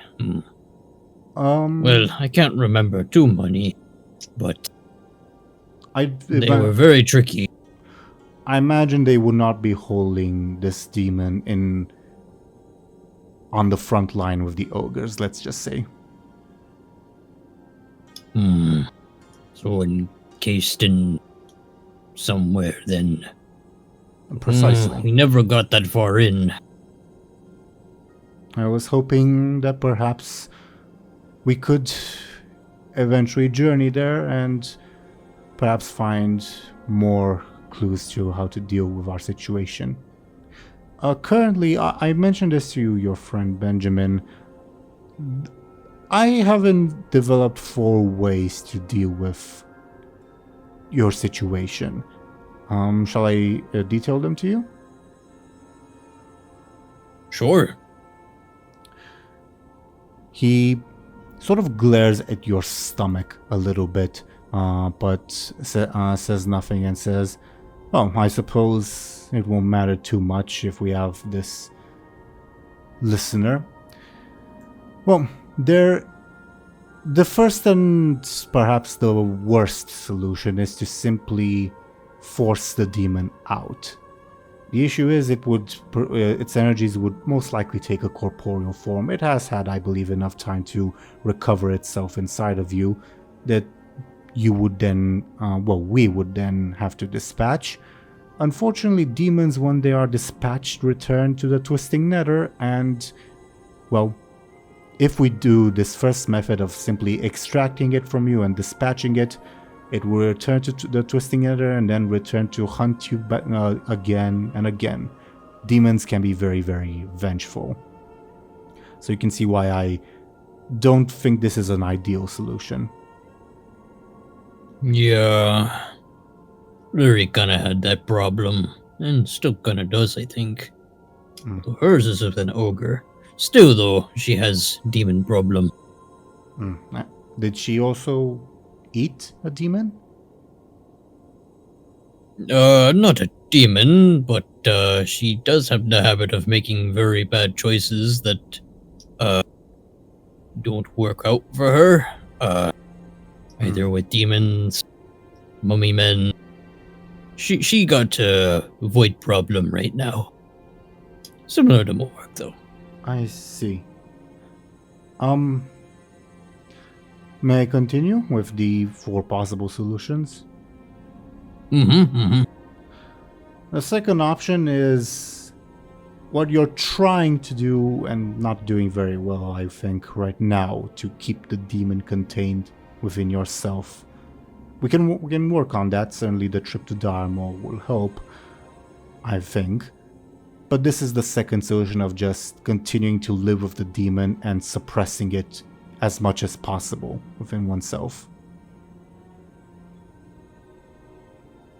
The third solution is similar to the first one in the sense of we'd excise it from you, but then instead of defeating and vanquishing the demon and having it return to hunt you over and over again, we would seek to imprison it in, well, a receptor of adequate power. This is why I'm hoping the trip to Teeironor will help, because those elves have supposedly kept a very powerful demon in prison for thousands of years, and if we can replicate their methods, I assume you catch my meaning.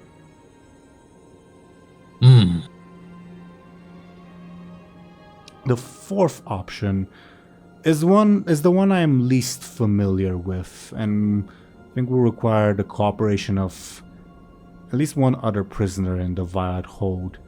Are you aware of a group of people named Demon Hunters? Oh, I am. I had a vision about them. You did? You also killed one. Well, he doesn't remember that.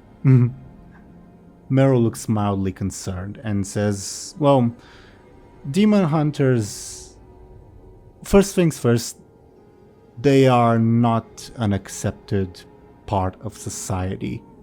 If that is the solution you will wind up on, you will most likely wind up as an outcast, a pariah. So please keep that in mind. The Demon Hunters, like you from what I've heard, actually consumed a demon to it is one of the things that grants them their power. And instead of what I have detailed to you and what I personally am trying to do of either containing or excising their inner demon, they not only control it, but embrace and utilize its power, specifically to hunt other demons, though I've heard of demon hunters often even entering the service of the Legion. It's, out of all of the R options, except perhaps the first one, I believe this is the riskiest. It's definitely the one that might grant you the most power if that is what you seek, but it would mean living in a constant struggle with the demon as you consume and derive from its power. But its power would be great. And it would again mean being most likely an outcast from society. The life of a demon hunter is not by any means a pleasant one. They are more often than not people who have lost everything.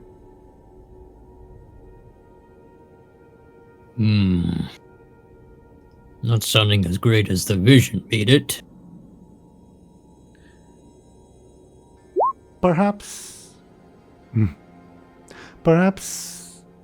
it would be a good idea to speak with one. There is a demon hunter prisoner. I don't know if it's possible to arrange for you to speak with her. My account is obviously biased, but I thought it only fair to express all the options that you have and give you the choice of which one you will pick without my own personal bias influencing you. Either way, I am willing to assist you as much as possible, to be perfectly blunt, because I believe we can help each other. I also think so. Current plan sounds pretty good with seeing elves, since that's my home. And I could drop off my ogres there too. Well, hopefully they're good. Wherever they are. I know they're in Zugurub or something. Well, I like that plan so far. I just would have to talk to my friends about it. Nods. And says, well, I believe they're about to begin the exchange. He looks as, I think Lyri said something like do it or something like that. I think so, yeah. So, at this point, as the timelines realign, I imagine Khadgar would begin casting his spell to very swiftly teleport the three of you out, teleport himself and Martha and Joseph in. Teleport out, then have Bud use the Orb of Deception and then teleport in. Are you guys ready, so to say? Well, actually, I guess. Yes. Well, actually, I guess, does Morg remember the plan? I don't think he was told to do anything exactly.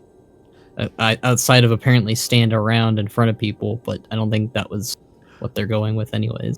I think they did Benjamin did mention that we get you out, we use Bud's Orb of Deception, and I don't think they went into details necessarily. So, Yeah, but doesn't Benjamin have the orb, not Morg? no, you No, have you it. do. Oh, Morg has it again? Yep, Again, it's your you had stunt. it when you were captured. Yep. Okay, then obviously if Morg has the orb, then he'll, I guess. Did they specify what to turn them into? I think Khadgar is handling that part. Okay, so Khadgar's handling that part. Well, let's play it out.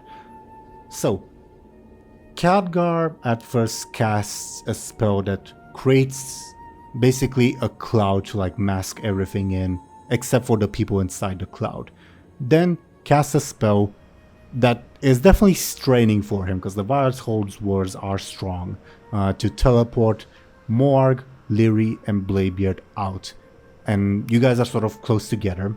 And Khadgar says, Mr. Bud, do it now. Use your Orb of Deception.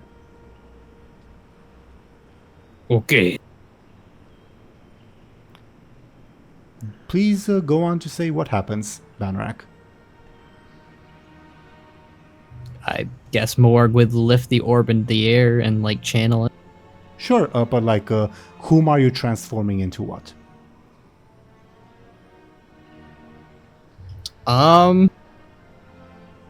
Again, was this specified to Morg? Like on what would I it mean, turn we into? talked about it. I assume Bud was there to listen?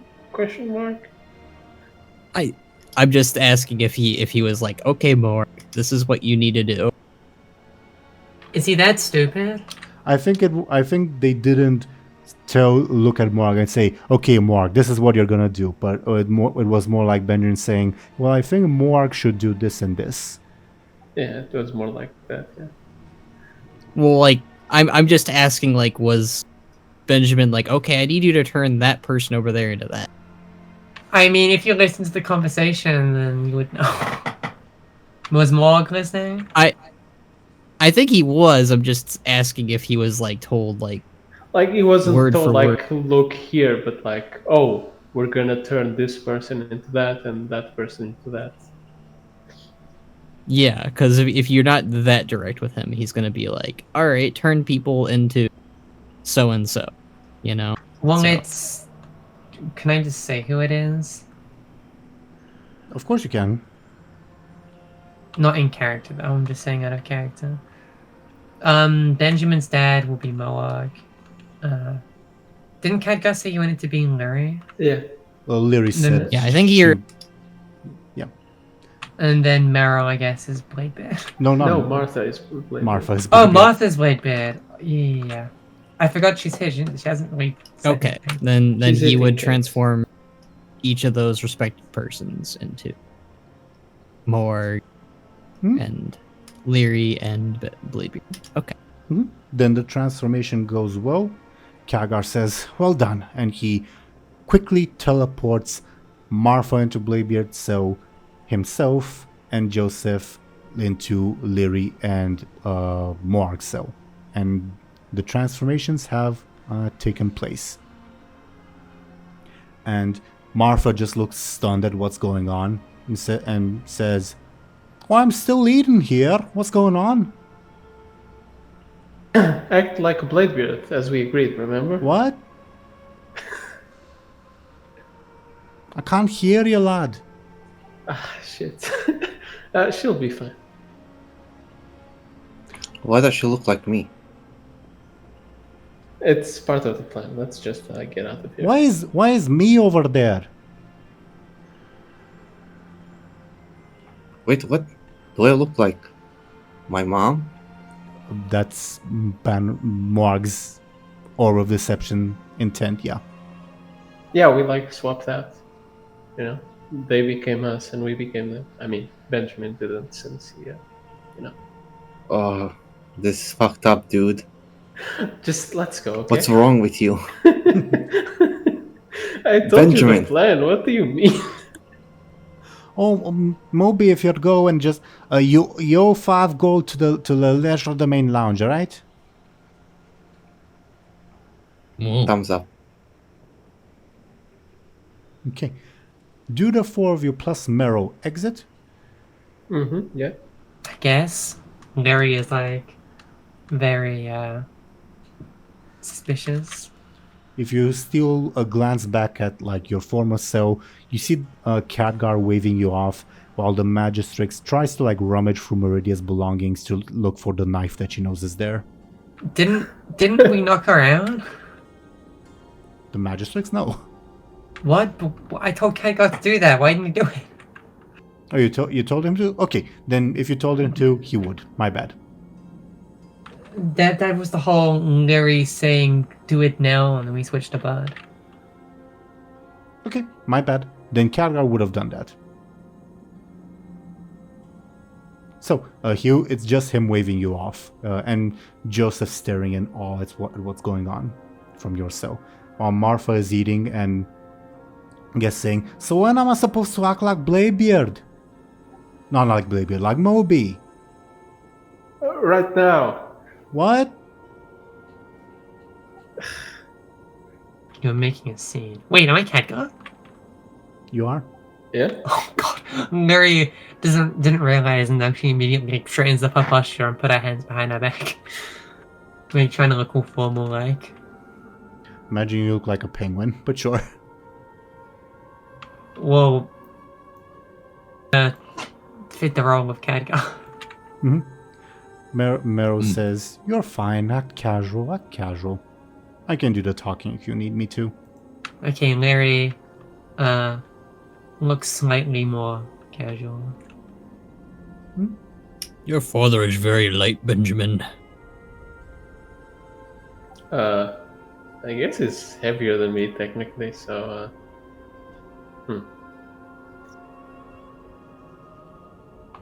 Like, This is weird. Can we just leave? You're just saying it's weird because you're in your mom. You're making it worse. Yeah, like that. I mean, if you were your mom, you would be. Our moms are dead, Mark. So you'd be dead then. Yeah. Oh, That would be Your awful.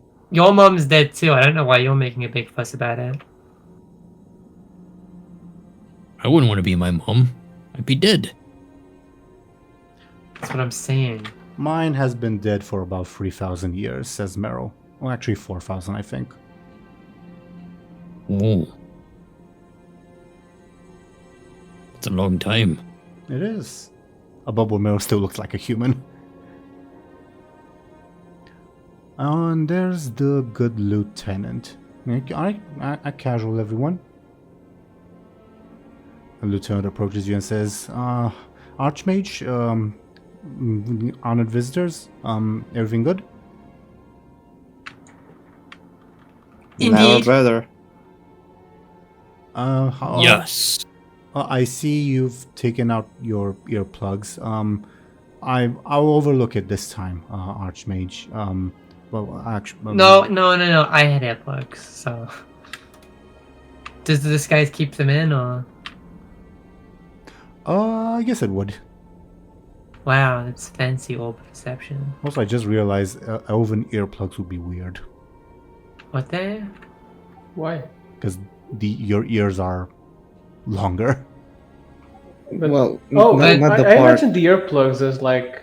I just thought they would be Little corks and stuck in thing. our ear. Fair enough. Fair enough. Yeah, I guess they would. Did you imagine like fluffy ones? No, yeah, you're right. They would be cheaper ones. Yeah, in this context, because they have to give them to almost everyone in the Wildhold. So yeah, they would be cheaper ones. Anyway, the lieutenant says, "Well, if you're done with your visit, thank you for on taking the time to inspect our good post. Archmage, please take a look at the form I sent 3 months ago and the one I sent 2 weeks ago.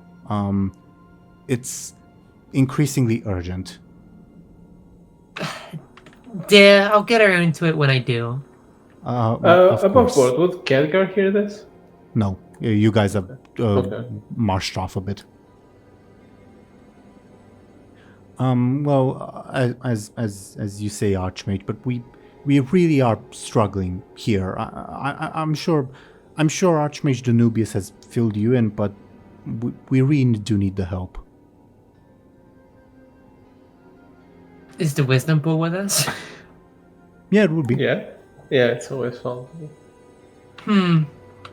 You can inquire with my new testing device, and I will kind of motion to the wisdom pool. What is that? If you have any complaints for Archmage Khadgar, me, I do like a big pompous point to myself. You can file them with my little assistant here.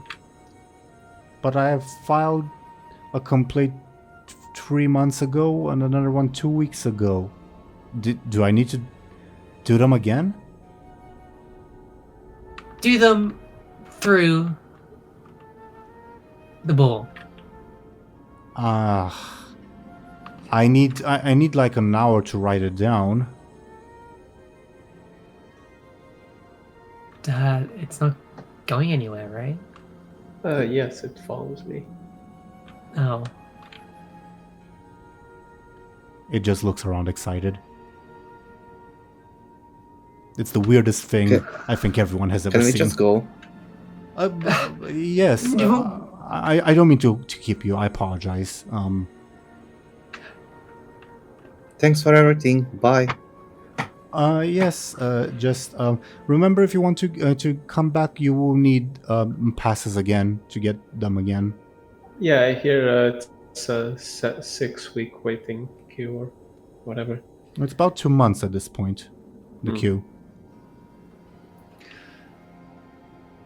How We'll- outrageous. We'll keep that in mind. This is the system. And Lieutenant Sinclair ushers you out, and I assume at this point you guys would be in Aaran proper, unless there are any objections. Nope. Not really, no. Okay. Fun stuff, everyone. The blue sky, the white clouds. I am Archmage Khadgar. I'm dead. A wonderful performance, says Meryl. Can you turn us back into ourselves now? No! Yeah, aren't you like wanted? I'm not sure that's a great idea. Pretty much sure I don't want to go to jail again. Wait. Are we gonna sneak into the office while looking like Khadgar? Is that really a good idea? Can you just turn us into someone else? Can I do that? Well, Meryl will sort of clarify. There's the office of the Wildhold Guards, where all the bureaucracy is taking place, or there's Archmage Danubius' personal quarters. They're separate. I think his personal quarters should be a better first lead, I think. Just keep in mind that you're supposed to testify tonight. At what time again? Above board was established at that point 6 hours from now, so I guess 5 hours from now. Right, I'll keep that in mind. Best of luck. I will return to the Citadel.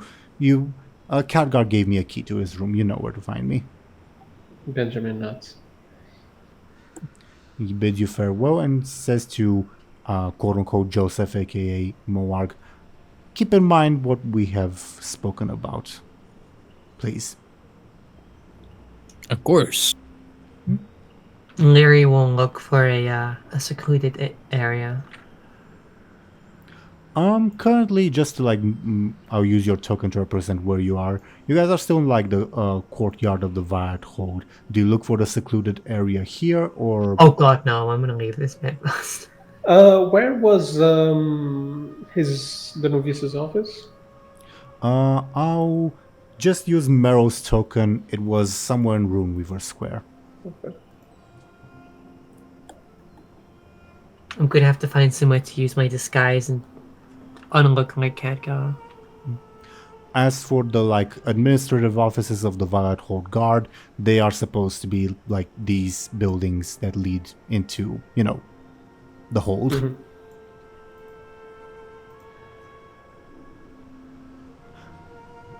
Meryl departs, as mentioned. What do you guys do? Now 4 of you are left on your own. Well, shall we get to raiding someone's office? Lead the way. Feels good to walk again. Has Benjamin really explained why you guys are doing this? I think No. he quickly explained it. Meridia's dad's kind of a bad guy, so we I need proof. think all he said was that we're doing this to clean our record. Yeah, I guess I can explain it better on the way, since I assume it will take a bit to get to Sure, because Universe scales, Square. no, in-game scaling is not the same as out-of-character scaling. Sure. So yeah, I guess. I'll summon the mammoth.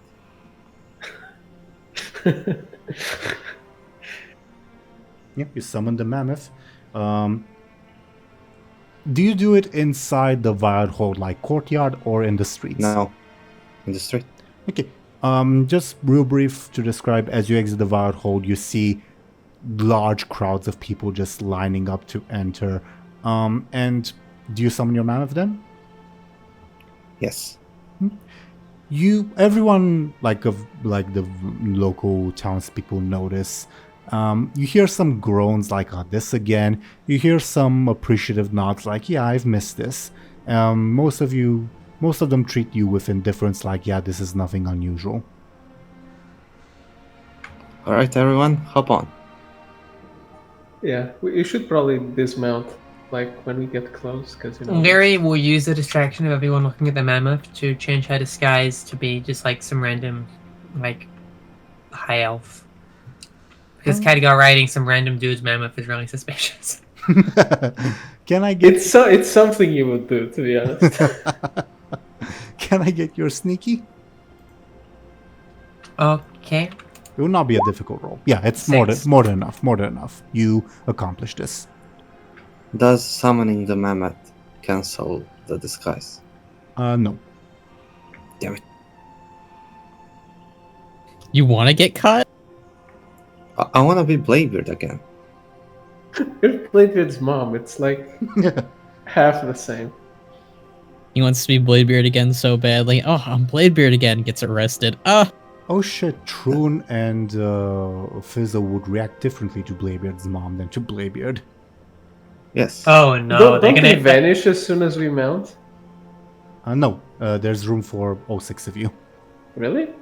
Yeah. We established it's a special mammoth. Oh, okay. But They're Lyri gonna hit can't on ride. him. Lyri has to walk. What? Yep. Does she know where Danubius' place is? I mean, I don't think the mammoth is that fast. Oh, it's very fast. It has 100% ground speed. Yeah. I don't know. Lyri is a rogue. Doesn't she have sprint or whatever it's called? Yeah.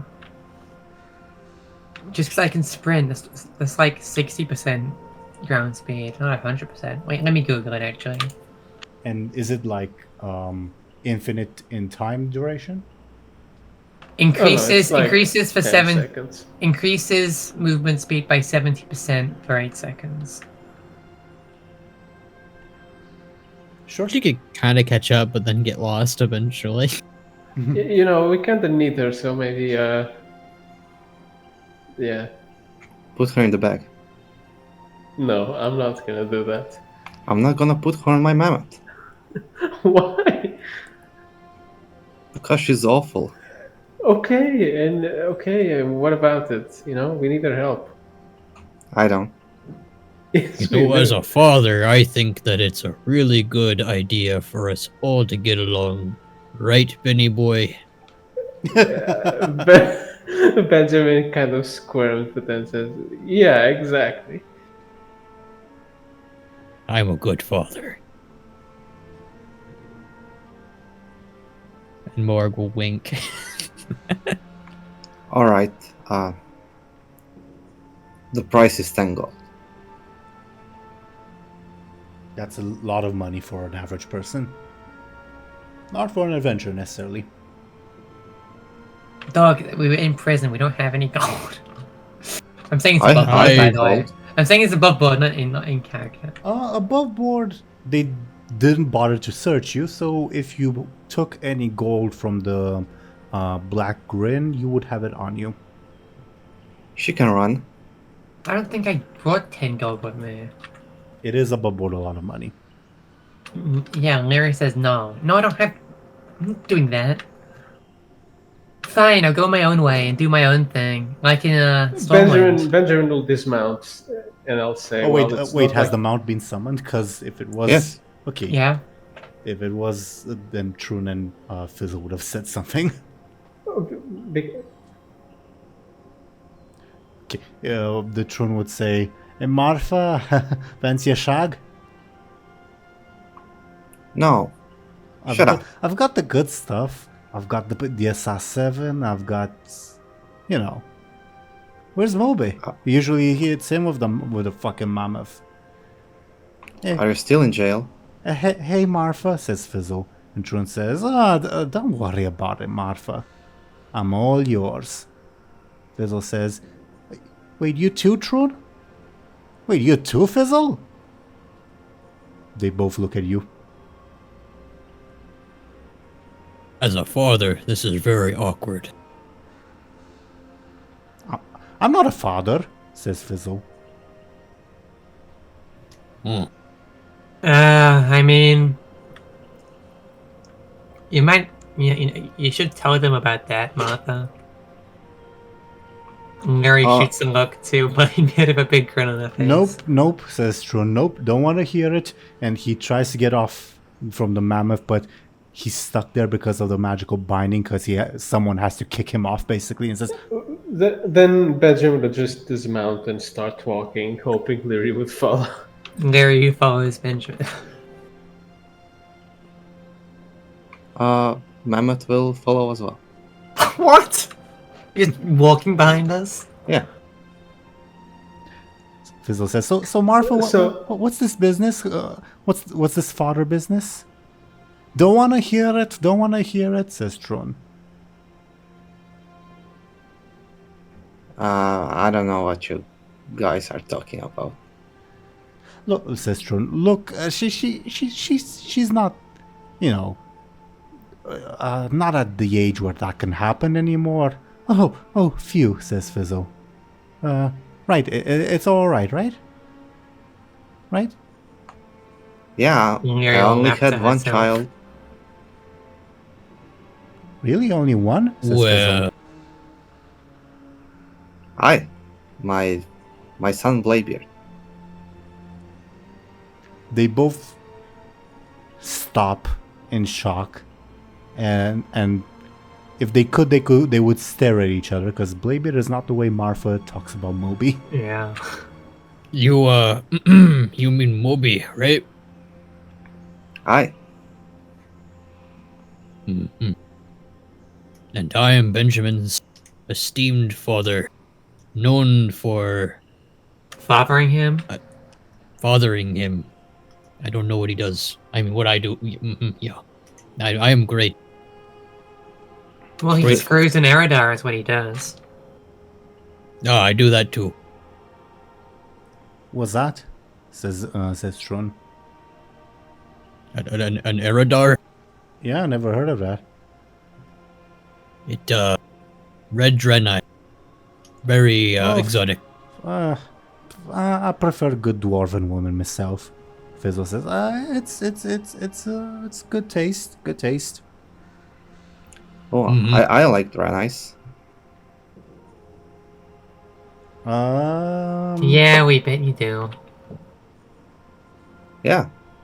Is Tron will say, is it true what they say about them and horses? Horses? You know, There's no horsing around, that's for sure. Haha. Right, buddy. you know, a certain part of their body. They're more like goats, I would say. They definitely have hooves. Do you really right, need buddy? to Aye. talk? Do you really need to talk about this, says Fizzle? Oh, I'm curious. You shut up.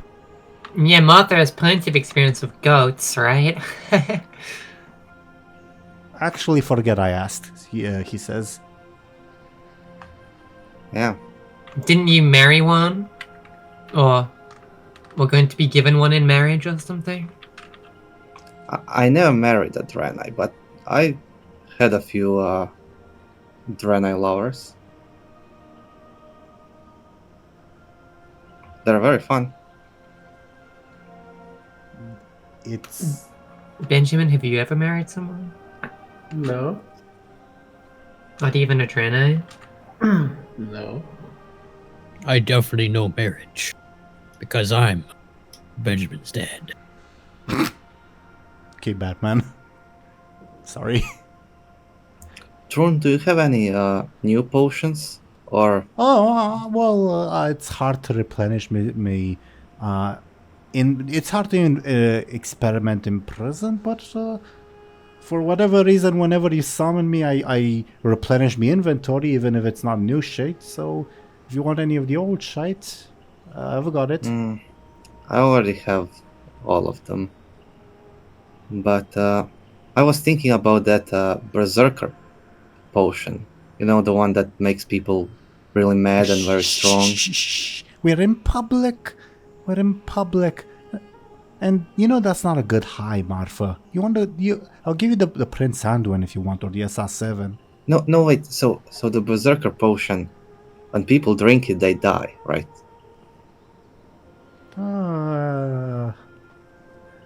Above board, I don't 100% remember, but I think you're correct, DoomGoblin.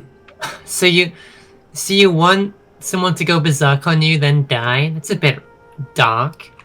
Is there We're all like an experimenting antidote? here. Is there like an antidote or something? Puking it out, I guess. All right, that's simple. That's the universal antidote, as they say. But Marfa, again, you want more of the SR7, not, that stuff. Haha, I bet Chisel wants more SI7. I'm just one out, man. We are out. Yeah, but we'll go back in, and they'll put us in solitary again for attempting to escape when we haven't escaped. Damn it. Aye, that happens, but what can you do? Stormwind's justice system is rotten, I've always said. Yep. No, I don't understand why just selling some things that help people relax is such a crime. Are there any interesting prisoners around you? Oh, there's that Draenei that tried to shag Fizzle. Don't remind me of that. It's actually Chisel, my bad. Board. And there's a lot of people with red masks. They were good customers back in the day. Don't know. Now they're all in prison, I guess. red mask. Oh, what's their name? Defias, The says Chisel. Fire Brotherhood. Yeah. Aye, that's the lot. Weird gang, but all prison gangs are weird in their way. There's heard there was talk of some troll prisoners, which is weird. There's an elemental, if you can believe it, and a gnoll. Can't really sow much stock to an elemental. Have you met there's like a mage, also a Defias, that like burns stuff? Probably. Anyone in mind particularly? There was a woman. She was next to Lyri's cell. Oh yeah, there was that woman. Yeah. Sorry, I just remembered. He will say, "We don't travel much because usually they stick us in solitary because they think we're escaping when you But summon you us." always return. Aye, but we're missing for or sometimes hours on end. And they don't think that's suspicious? Of course they do. That's why they stick us in solitary. Well, you escaped from there as well. Aye, but what else can they do? I don't know. Are you going to have a trial or something? Technically yes. Practically they did probably not. Says Chisel. Stormwind's wheels need to be greased, you know, and we haven't been greasing them enough because we keep escaping. Well, yeah, I didn't summon you that many times. I believe this is the third time I use this spell. It's 4 times too many.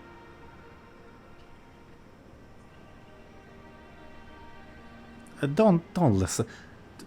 Don't listen to him, Marfa. This is the first time you've summoned us. And you're looking mighty fine. He winks at you. Chisel, are you selling something as well? Or are you just Yeah, here too? legal services. How does that work? If you need advice or you need representation in a court of law, I'll do it. Provided there's a way to summon a mammoth there. So it can't be indoors. Pretty much. I guess, if that's the rules.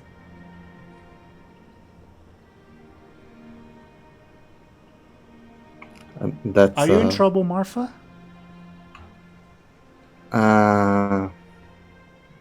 Kind of, but I don't think you can help. No, but I'm always here to help. And Troon will say, and he's just hoping for a shag, Marfa. Don't listen to him. I'm serious. I'm a lawyer. I'll have you know. I have my license still. Well, I could use a shag. I wonder how it would work. Me looking like this. What do you mean? I think you look as beautiful as ever, says Troon. Winks at you. Thanks. I'm always open for you, my lads.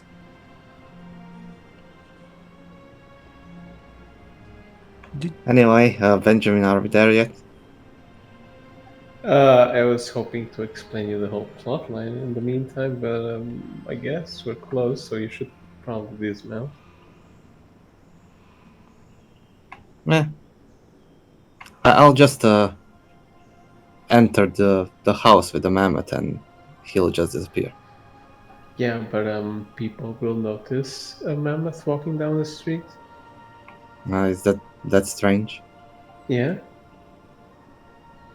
Bob, you have been receiving glances every now and then, but not as many as you would think. Like, most of the glances, because this seems like an unusually common occurrence. The surprise is more like, oh wait, it's been a while since this has happened. That's cool, but it's still something banal to most people of the Yeah, but to Benjamin, it's still a very bizarre thing. Oh yeah. Yeah, I'm just describing the general environment. This kind of stuff happens in Booty Bay as well. People summoning giant skeleton dragons and stuff. Just normal shit. Oh really? Says Tron. I want to see my skeletal dragon again? I don't recall you having one. I've got one right here, baby. Pats his I wouldn't call it giant. looks offended and says, "What? We've always..." Less you say, the better. Looks flustered and says, What's come over you, Martha? You always told me that... Maybe you should try one of your good old-fashioned,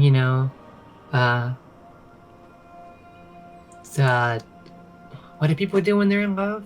They, tricks, right? Do one of your old-fashioned tricks to win a hotback. Grumbles. Grumbles. So, what about that exposition, Benjamin? You should probably dismiss your minions, but Sure. A Bobo Chisel is a lawyer if you need a lawyer's assistance. I'm partly joking, obviously. I'll dismount. Okay, you dismount. Trun is mid grumble, Chisel is mid snicker, and they disappear. do I need to recap it, or can I say that I transmit my theory? You don't have to like... You transmit it like a brain. like a radio tower. yeah, you don't have to like roleplay this out. But I am... Go ahead. I was more asking the others in case they forgot. I mean, I remember everything, I think.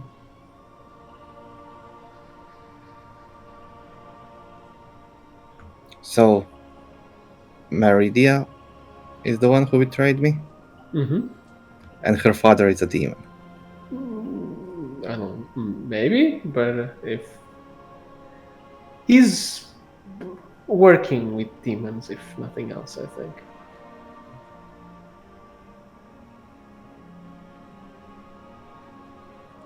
And he's been spying on me. Mm-hmm. With an artifact that he might have stolen from the current world. That's kind of creepy. Yeah. Has he seen everything? Probably, yeah.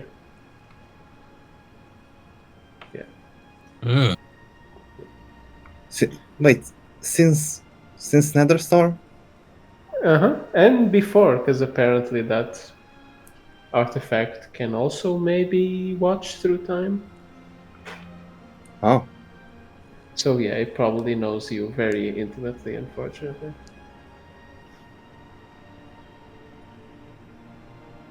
all right. I Let's find wonder him and- what he thinks of a group dynamic.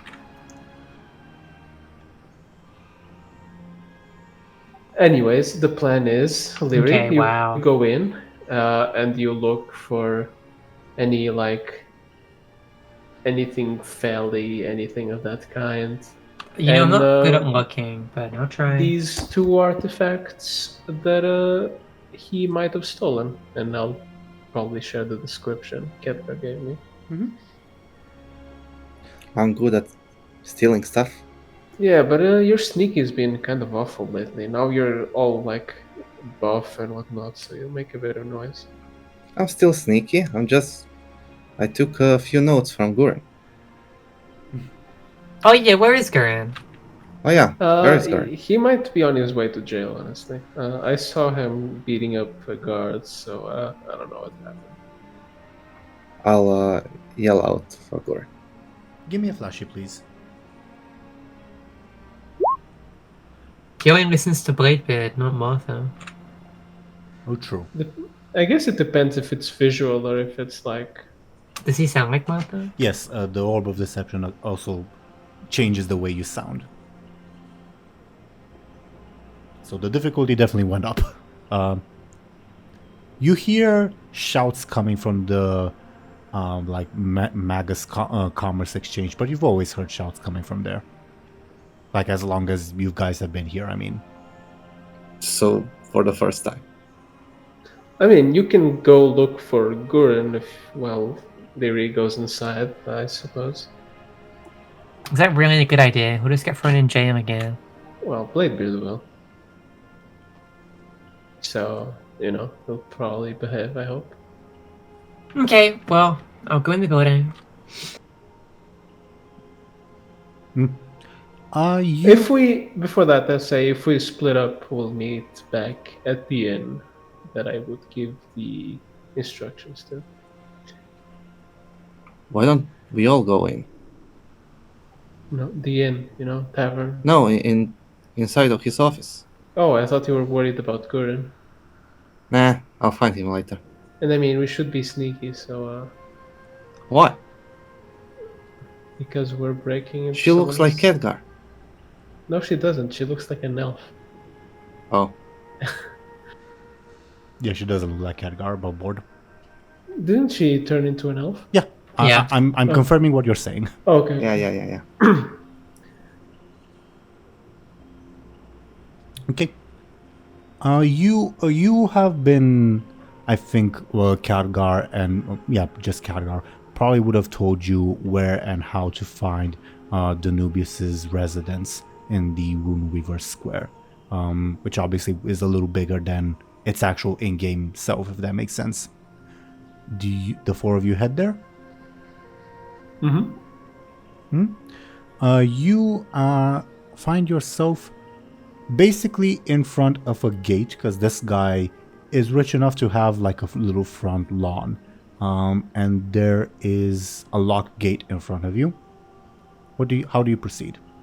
Lyri will just try to blink past it. Yeah, you Benjamin would look at the orb and say, unlock.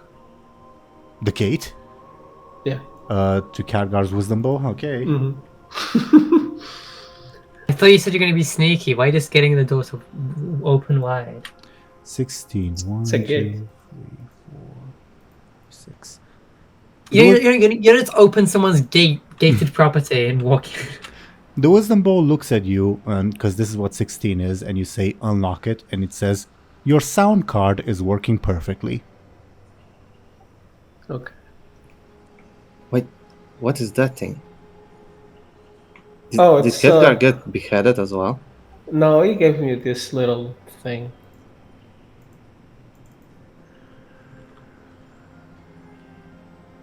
So does Lyri blink into the sort of front yard?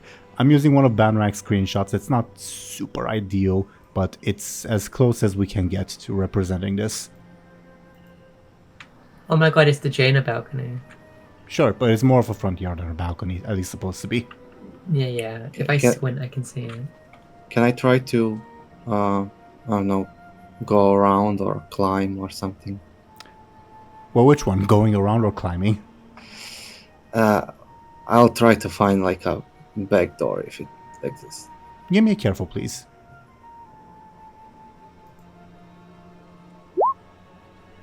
You find that there is no back door, at least not a physical one. Mm-hmm. Can I like maybe climb the building next to this building and then jump into the Mm-hmm. backyard or whatever? Yeah, give me, I guess, a careful.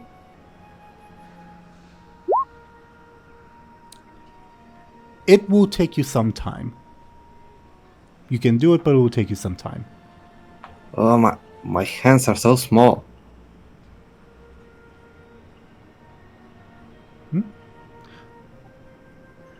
So Lyri blinks inside. Well, does she? Yeah. Okay. Inside, you will see something. Something asleep in said front yard. Oh my god, it's Cerberus. No, it's not the underworld. It's this thing that's asleep in the front yard. Oh god. Spellbeers? Martha? Do you say that? No. Okay. Alliance Footman? I was gonna say Meridia, but that's really mean. But That is really me. Yeah. Yeah, Is she's, that she was Meridia's so mom? nice to you. You can say that. No, I mean I was gonna say it above board, not in character. Lyri is kind of annoyed that you guys made her do this to Lydia. Feel free to, if you want to, like, inspect this creature or if anyone else does anything, etc. At the moment, you're the only one who sees it. It's asleep. Lyri kind of frowns and I guess like tries to tiptoe around it. I don't want to. Pigs are loud. I don't want to go near it. Have you heard a squealing pig?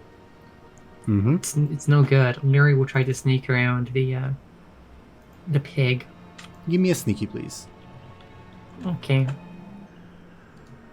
6. It also got a 6. This is an overcome roll time. An overcome means either you succeed or succeed at a negative cost or fail.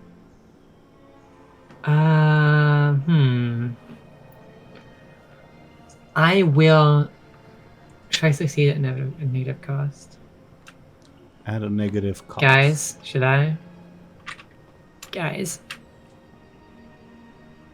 Wow, you guys are no good. What? Should I succeed at a negative cost, yes or no? Yeah. Or use a fate. Sure. What could be so bad? I mean, it's already late, so I don't think we'll use it. I mean, I may eat my words, but Fine, I'll use one of my fate points. What are you invoking? I guess I will prove my reformation because I'm doing what I've been told by Mr. Benjamin. Very well. You will be able to walk around in this front yard and up to and beyond the front door without disturbing the pig. Phenomenal. Very. Bladebeard is slowly making his way across. What about Morg and Benjamin? Benjamin is staying outside, keeping watch. Why is he letting Bladebeard go in? He told Bladebeard not to go, but he went in anyways.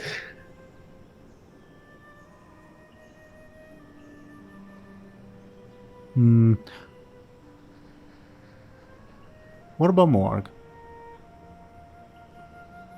I guess Morg is staying with Benjamin right now. Okay. Just a bit of above board that you guys will be entering. Well, I guess Lyri and Bladebeard only will be entering another mini dungeon, where I would recommend that the entire party partake in, if that makes sense. Oh, Yeah. okay. Bladebeard will unlock the door from the inside. Hopefully. Bladebeard, eventually, you make your way into the front yard. You see Lyri tiptoeing around this pig. The pig is sleeping, and yes, it has a hat on. The gate is still locked. What do you do? Can I sneakily get to the gate and see if I can open it? Sure. Give me a sneaky, please. That's a 6. The pig got a 7. It's very lucky today, apparently. Damn it. Wow, you have 5 guessing games. And your saber. Maybe you use your saber to, like, unlock it. I can't use it The while sneaking. Well, maybe you can if you can think of a way, but Thompshire, this roll is for sneaking, not opening the gate. Oh, okay. Sorry. I'll fail. Okay. The pig snorts around and looks around, sees 2 intruders, it starts to panic. You have a moment to react. Maybe do something. Can I throw my bag at Bladebeard so he can put the pig in the bag? Sure. Give me, I guess, a quick or careful. You know he's not going to do that. If it's my stunt, can I make a previous agreement that Bladebeard will do that? I'll do that. Okay. I'll roll my quick then. He's going to immediately target Lyri and put Lyri in the bag. Unless I'm compelled. I think you throw the bag, not necessarily accurately, but quickly enough before the pig can react, and quickly enough for Bladebeard to act, if that is what he wishes. as the pig looks around. Yeah, sure. Just before you do, can I get a careful from Benjamin and Lyri to see if they notice something? Can I assist him? I think this will be more separate to see if individually you guys Okay. notice anything. 0. I swear to God, if this pig is a person. Benjamin gets a 6. Bladebeard, do you bag the pig? Yes. Okay, the pig is bagged. Benjamin, That maybe pig you're looks a wrong. lot like Ronan. Maybe. Benjamin, maybe you're wrong. You have to be wrong, but just before it was bagged, did the pig try to cast a spell? Oh God, what kind of pig is this? Well, you just send it to magic hell, so it's gonna be eaten by a dragon. Oh well. It could be someone polymorphed. Yeah. That's someone's pet. You can't just kill someone's pet. I mean, I don't care if he's a demon guy. That's his pet pig. it's kind of unethical to teach a pig magic. No, it's not. Yes, it is. It's an How animal. is it and other animals know how to use magic. It's not sentient. It's dangerous. I think it's not sentient. You kind of have to be sentient to know magic. Pigs are like the intelligence of like a toddler. Toddlers are stupid. They're sentient though. No, they aren't. You only become sentient at like, I don't know, 5 years old. 18. You know, as your father, Benjamin, I think that pig is innocent. By the way, the roll that I just made is to see if it's noticed by the dragon in the bag. Is that no? I cannot answer that question. I'm gonna be actually upset this pig gets killed. Look, it's an evil pig, okay? You can see the murder in its eyes. Those I've seen black this evil pig. eyes. I've seen this pig for 2 seconds and I've already formed a parasocial bond with it. I'm sorry. Then make a render for him if you love him so Okay, I much. will. I will make a render for the pig. Just And that'll- Release the pig. And then I'll force you not to kill it, so... just something to keep in mind for a lore reason. If any renders happen, this pig does have to have the hat. Like there's an actual reason for it. Oh yeah, of course I'll have the hat on the pig. Okay. Why does make a pig render without the hat? Okay. Next time if we reach into the bag and imagine the pig, we'll just get a handful of bacon. Hell yeah. And a cool No! hat. Save the pig. Wait, we didn't get our bucket bag. A bucket of popcorn. Nope. But we have a bag of bacon. The pig is bagged. Bladebeard and Lyri are inside.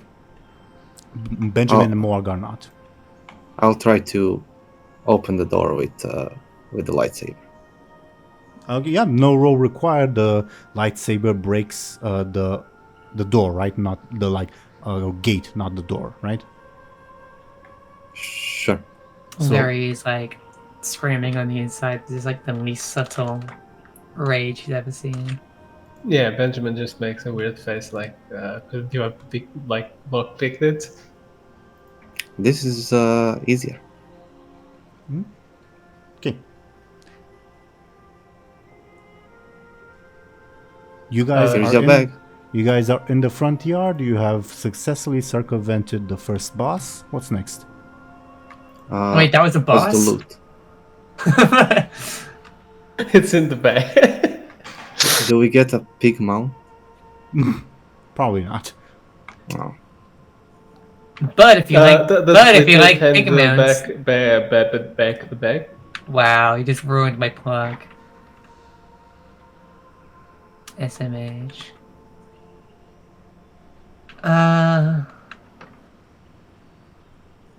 Is the wisdom ball following Benjamin? Always.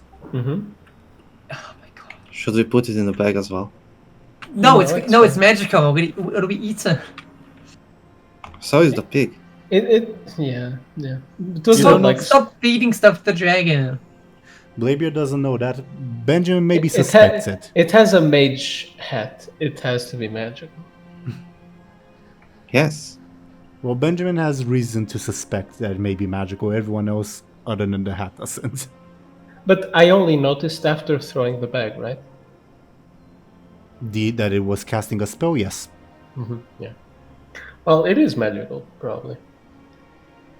We'll release it onto some bad guy. Yeah. Or if we get hungry.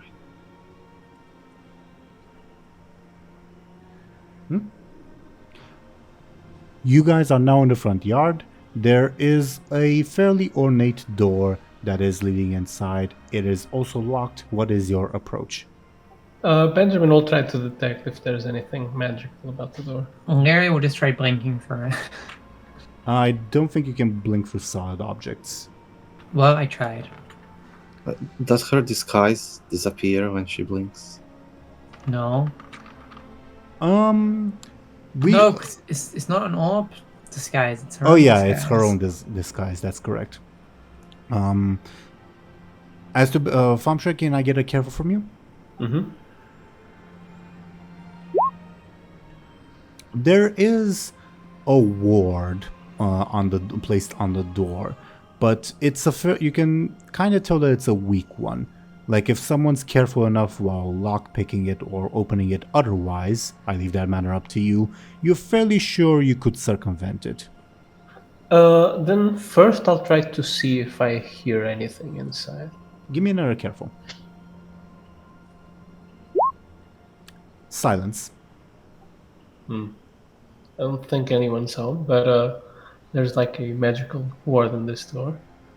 Should I use my sword? I don't. I think you should take a more careful approach. Buttons. Sure. I'll try to unlock the door. Like lockpick it. Sure. Give me a careful. Can I? Well, just simply lockpicking it. Without anyone noticing. Other windows, Larry will just try to. No windows. Since maybe What we is can no justify windows? it like On this this. floor. Maybe since. Oh, no windows in this floor? Then Larry will just try climbing up the building there. Then give me a careful. Thompshire, finish your sentence. I was gonna say that since Benjamin is the one aware of the word, maybe he would be the one trying to like lockpick it under Bladebeard's guidance, so it would be him assisting me. Yeah, sure. We can do that. Zelryn, you are able to climb up. That is sufficient to unlock the door safely. And Zelryn, as you climb up, you reach a You do reach a window. There's no handle on the outside. What's your plan? The door is open. You can come down. You know. I'm going to try manually lockpicking this window. Then Larry kind of pulls a fist back to punch in. That's very stupid. Can you not do that? The door is literally open. Larry will just kind of, not even kind of climb down, just kind of let go and plummet to the ground. She breaks her neck. Yeah, the way you're describing it, it's possible you may injure yourself. Okay. Well, I guess Benjamin will have to either catch her or let her fall. Okay, you're putting this on me. Come. Then I quickly try and get under her to catch her. Give me a quick then, please. A 4. I think that's sufficient. Very romantic. Larry looks at him with dead eyes. Benjamin drops her. Your You're butt no hurts. fun. You could have just maybe climbed through the window, you know. The door is literally open again. You know. Why are we bringing Bladebeard and Bud on this? I thought you said I would be doing it on my own. Well, What? I'm the rogue. she's a rogue too. I'm the dead. Yeah, we know. I'm the mom. Yo. Whoa. What does that mean? Well, Or the I look like parents. my mother. Go to your room. Well, we're certainly going to someone's room. Lyri will just randomly sprint into the house. That's not your room. Sure. You randomly sprint into the house as stated. For the interior for now, I'll just use more of a generic background just for now. It's not super representative. There will be a more representative background for certain rooms, if that makes sense.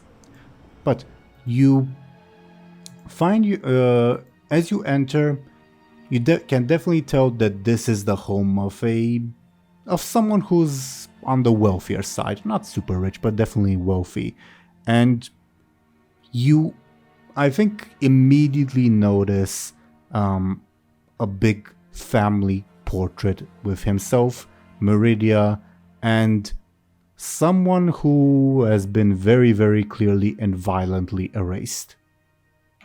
Does he have hair in the painting? He is younger, yes. He looks like 20 years younger than actually Like Danubius. erased in what sense? Like ripped or? Like with a knife. Oh, that's. Oh, Jesus. Problematic. I thought you meant like someone painted over it. Okay. A happy family, Oh. I guess. I'll take that actually. The painting? Oh, it's a I thought it was like a photo thingy. Sorry, no, Put I it won't in the take bag. it. You're not I even. could actually, yeah, but I won't.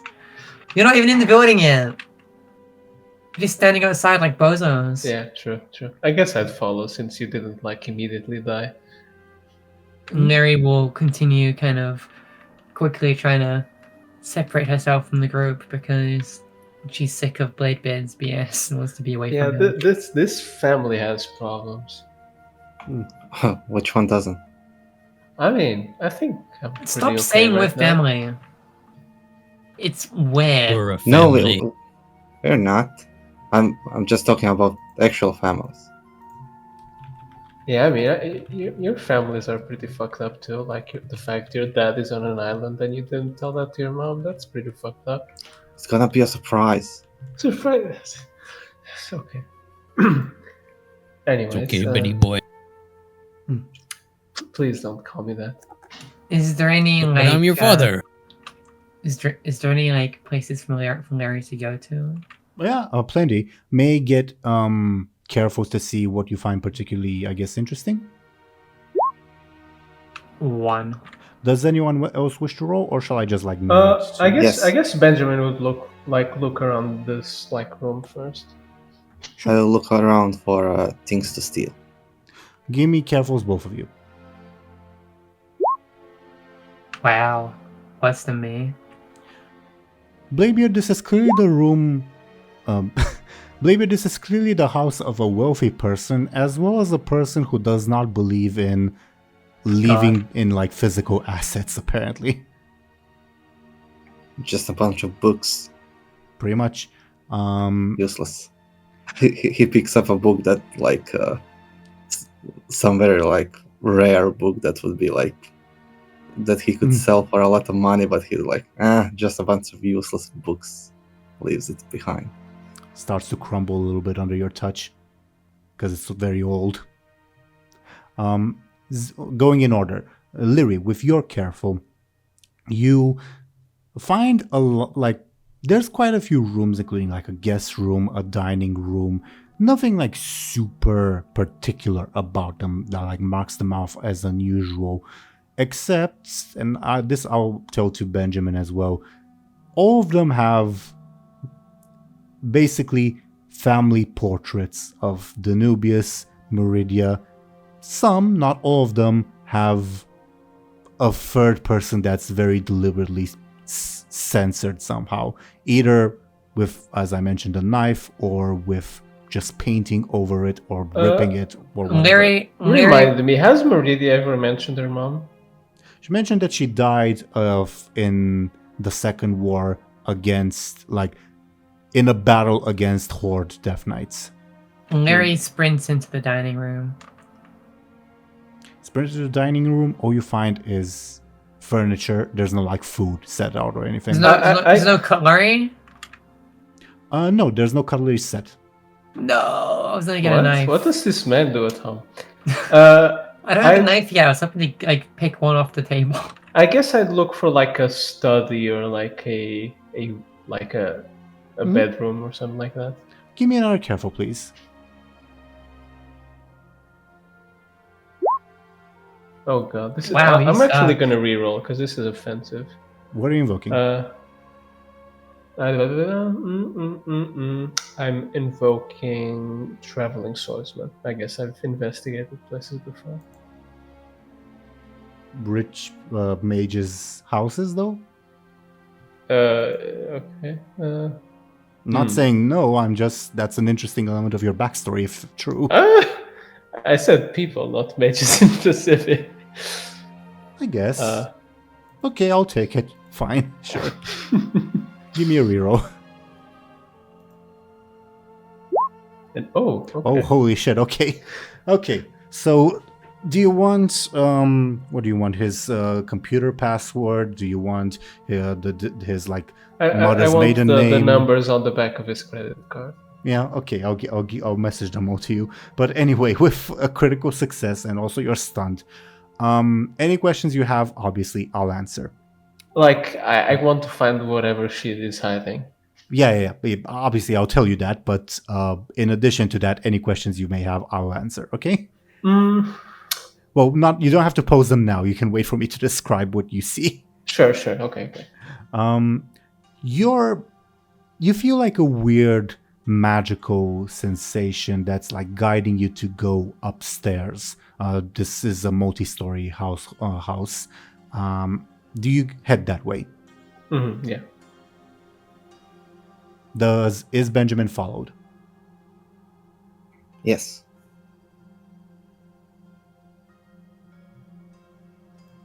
By Bladebeard, yes. I guess Lyri is too busy looking at cutlery, or lack thereof. Mark, are you coming? Yes. Sure. Are you alright? Yes. You look kind of pale. Because I'm a dad.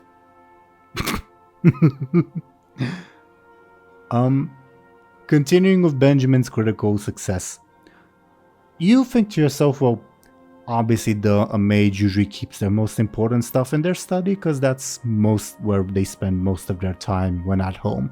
So you immediately find where the study would be. You do take a brief look in the other rooms and you find a bedroom that you would presume was his and perhaps his wife.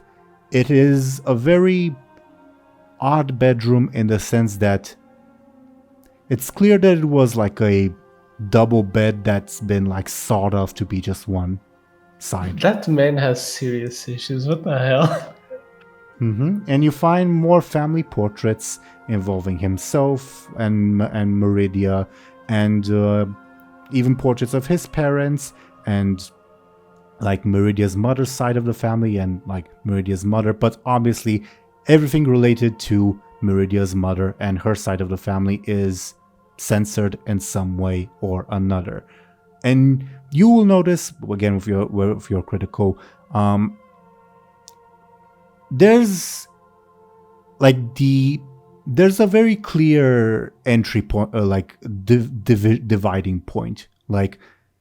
There's a bunch of portraits that never had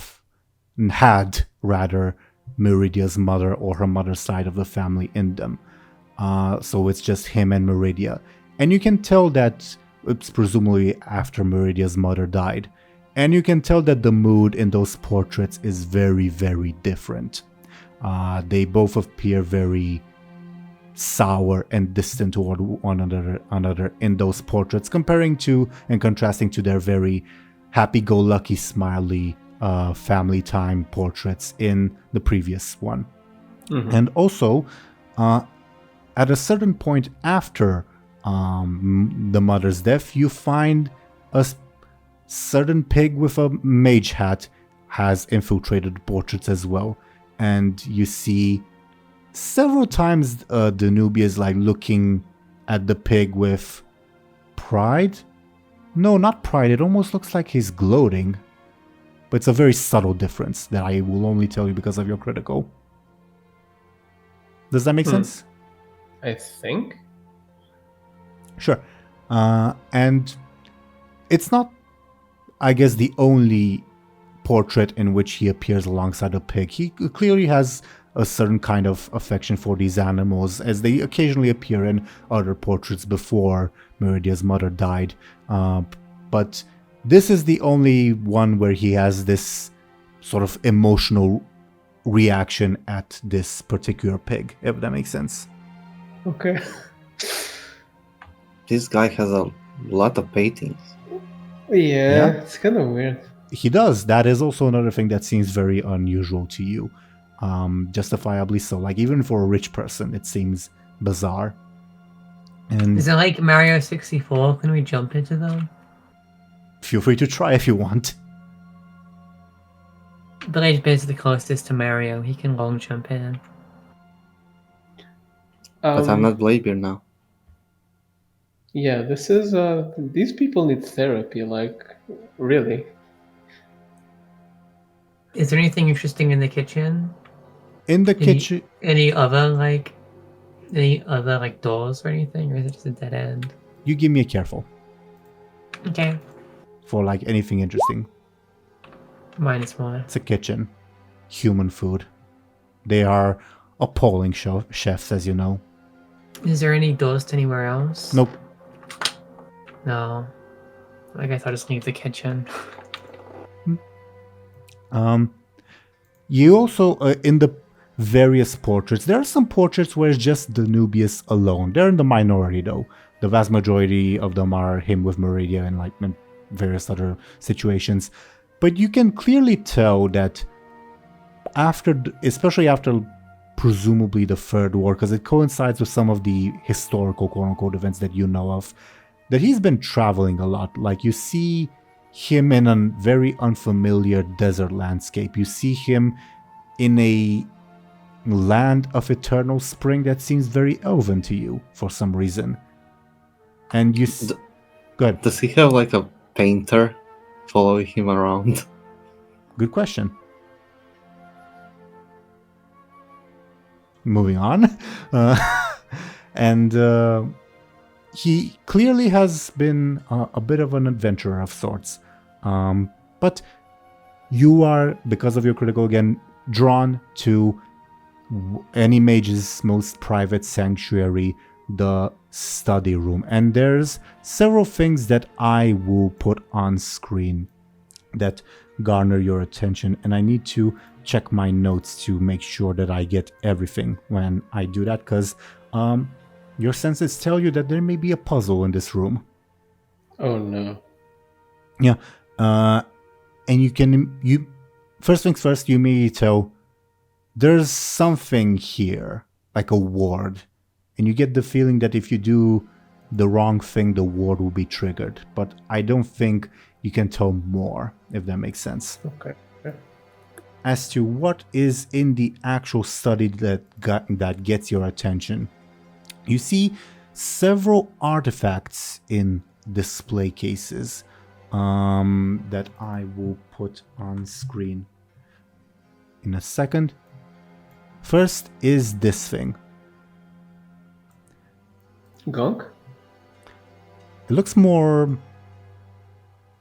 dragony. And Like, is it big? Like, say, compared it's the to... size of a dragon skull. Okay. And there's an inscription on the like bottom of the like the bottom part of the whatchamacallit dais. Do you read it? Boy. Sure. It says the skull of Teeironor, and as you look around the room, you see, bizarrely enough, another painting with a much younger Danubius and a bunch of unfamiliar people that look like adventurers, including a younger Guren. Was Guren with me when I met him? I don't remember if he said anything in particular. He was with you, but said nothing, because he's Guren. No. I mean Danuvius about Gurren. Nope, he said nothing. Okay. Ah, that's Gorin. But you can tell that Gurren has changed quite a bit because he's older. Had a much shorter beard at the time. You also see one of these in a different display. You remember this because you saw it in whatchamacallit. The ship. Yeah, it's a vaunted Samouflange. I still have no idea what this is. Yes. How do you not know? It's the amazing thing. Hmm. All goblins want. Yeah. Very useful. You also see this staff that I put on screen, and you've seen it before in one of the paintings, especially the one of him in a desert place, apparently a spoil of war from that particular place. You also see there's a bunch of stuff, sorry. Something that might draw Bladebeard's eye. A bunch of diamonds. Jewels, not necessarily diamonds, but yeah. You see, I don't know what you wrote. Does that have an inscription or not? Yeah.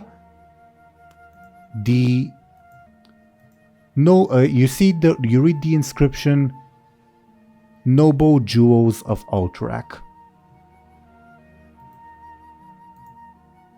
Okay. You also see this thing is not on a dais, but it is very, very apparent.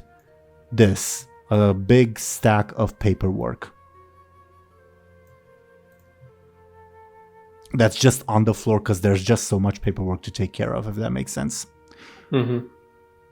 In another display dais, you see a very elven-looking hammer that above board is some plateau loot, as well as the final thing, a very interesting-looking table. I don't know how much you will see. It's particularly of interest, and this is the final, well, not the final, but like the big thing that I'll tell you with the careful. You ought to take a look at what is on the table, if that makes sense. Mm-hmm. Also, person who messaged me, the viewers will be able to see what you messaged me, so keep that in mind.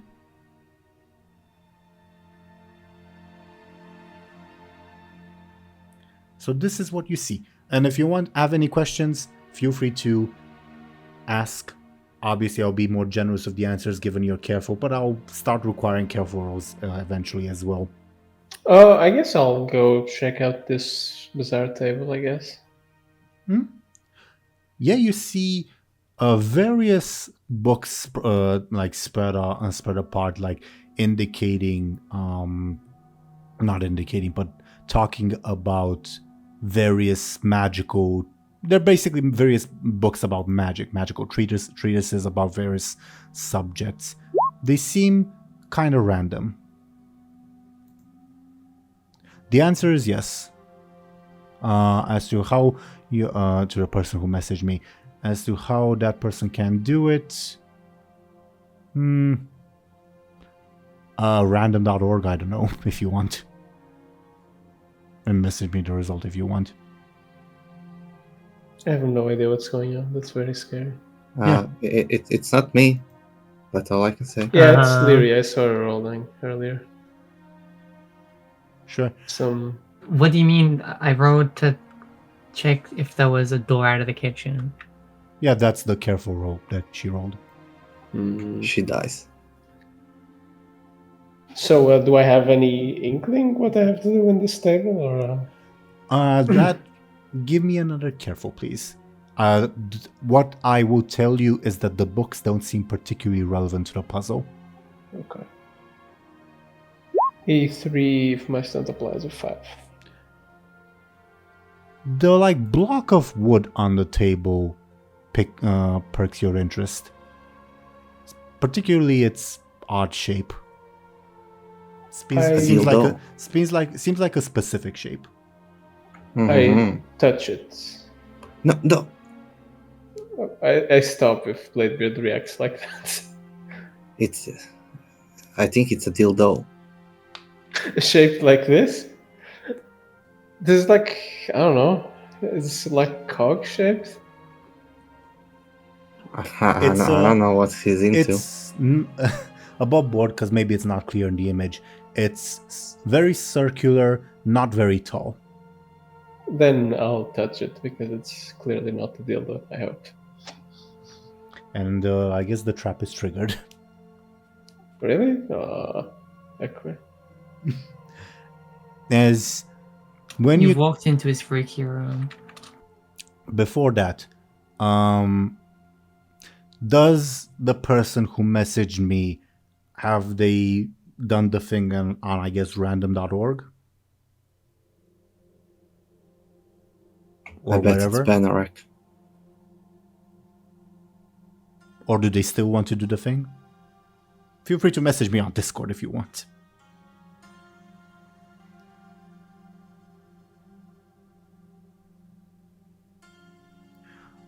While that is going on, Benjamin, you the answer is yes to the person. Benjamin, you immediately get the sense of something very, very wrong in the room as you turn around, and with that, I guess can I get a careful for me to see if you notice something unrelated? Yeah, you see Lyri's trying to sneak outside. Okay. Yeah, that's the big thing we were tiptoeing around of, but Lyri rolled miserably.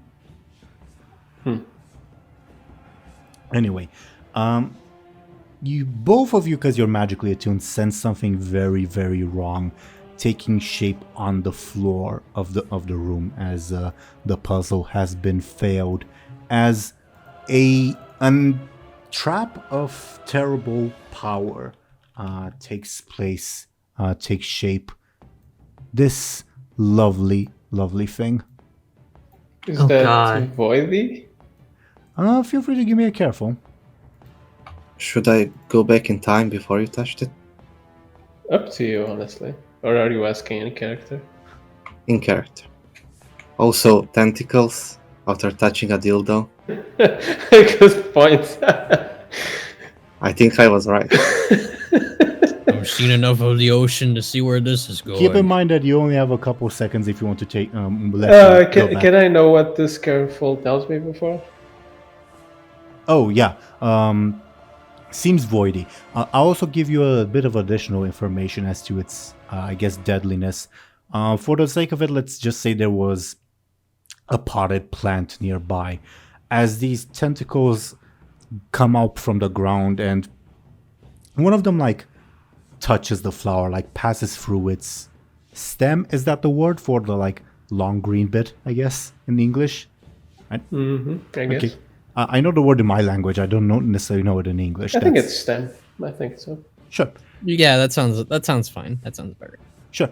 As the tentacle passes through the stem, you see that the part it passed through after it has passed through vanished, and the flower falls to the ground. And not just that, it begins to disintegrate. Yeah, go back. Sure, I do it. All right. Does that mean I get to roll again? Sure. It's before he noticed that I was sneaking off.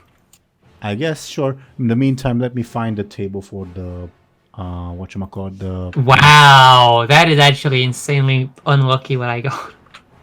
Care to share of It's the actually... class? Well, you know how I got 17, right? Yeah. This time 17 I out got of 17 out of 100. 100, yeah. Well, this time I got 16. Yeah, you will be immediately spotted once again. I need to... Okay, that's... I need to roll a d24 for the random effect that happens after going back in time. A 24. 24. Oh, that's a good one. He shits himself. Okay.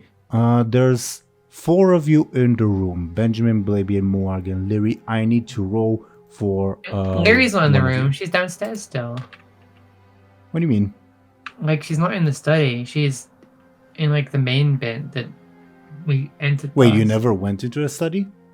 Yeah, I don't think so. No, Larry was in the kitchen. Then she left the kitchen Oh, then and was in, like, the downstairs. oh, thing. then you didn't need to bother to sneak. I don't think there's any way for anyone to notice you leaving. No. Well, I wanted to make sure anyway. I don't. Yeah. Anyway, 24. So one of you, Benjamin, Bladebeard, or Morg. I'll roll D3.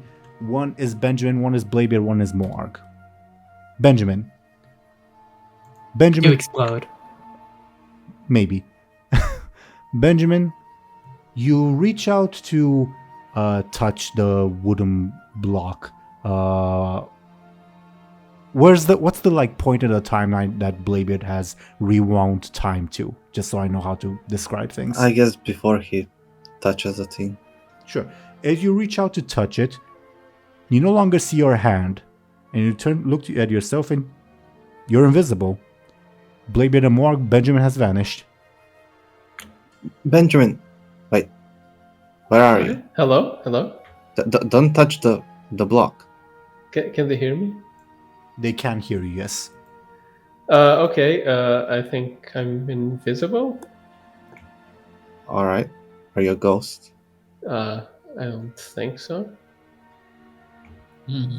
Don't touch anything. You summoned a bunch of tentacles. Okay, then. But this table's kind of important, I guess. Should I figure out what it does aside from summoning whatever? I don't know. Benjamin will try to figure out what the hell is supposed to do with the table. Give me a clever. Oh god. Can Bladebeard assist me? Of course he can, if he wants to, and he Sure. says how. Actually, what is your character? Oh, you're clever. Okay, slower. He'll look around as well.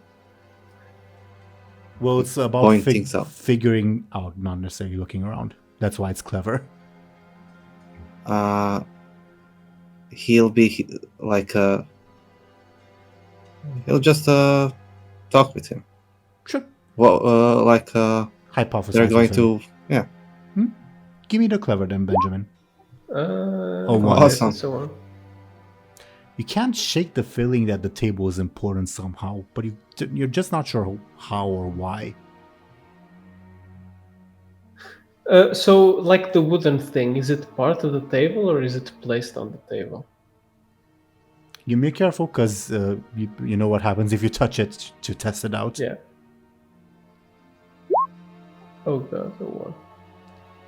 It seems to be made of a different material than the table.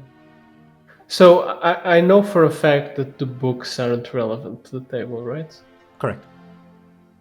Then I take the books off the table and put them like on another table or whatever. Sure. Nothing happens, like nothing nefarious. Was there like anything under them or? Nope. Kind of scratches his chin. You're pretty clever, bud. Weirdly enough, any ideas? Hmm. Feel Do free you to- have like any table loaning Maybe- ancestor by any chance? I guess I could ask my ancestors for help. Okay. Then let's see. Let me check the wording. Yeah. You can roll me a clever with your stunt applying. Bad All right. luck.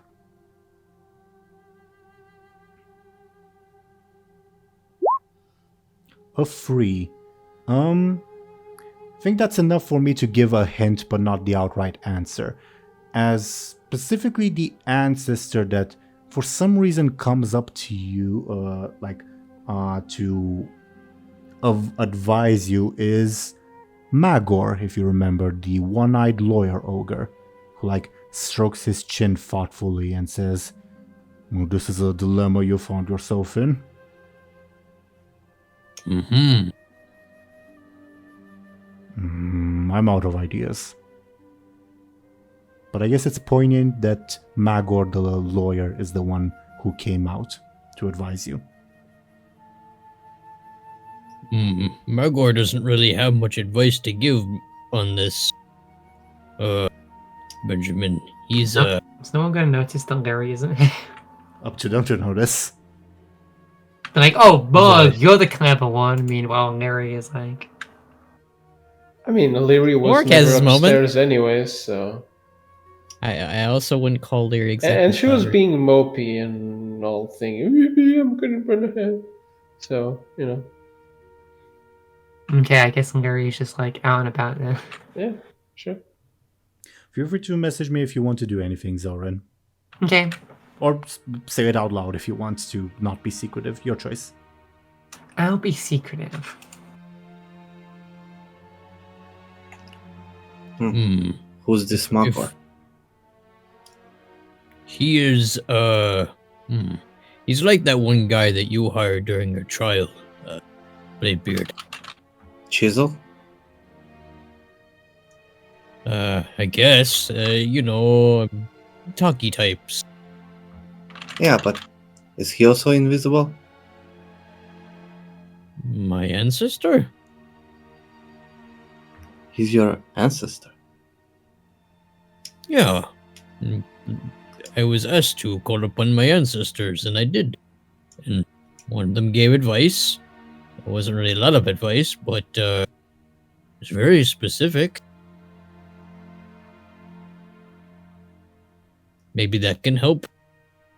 Maybe the paperwork is the key.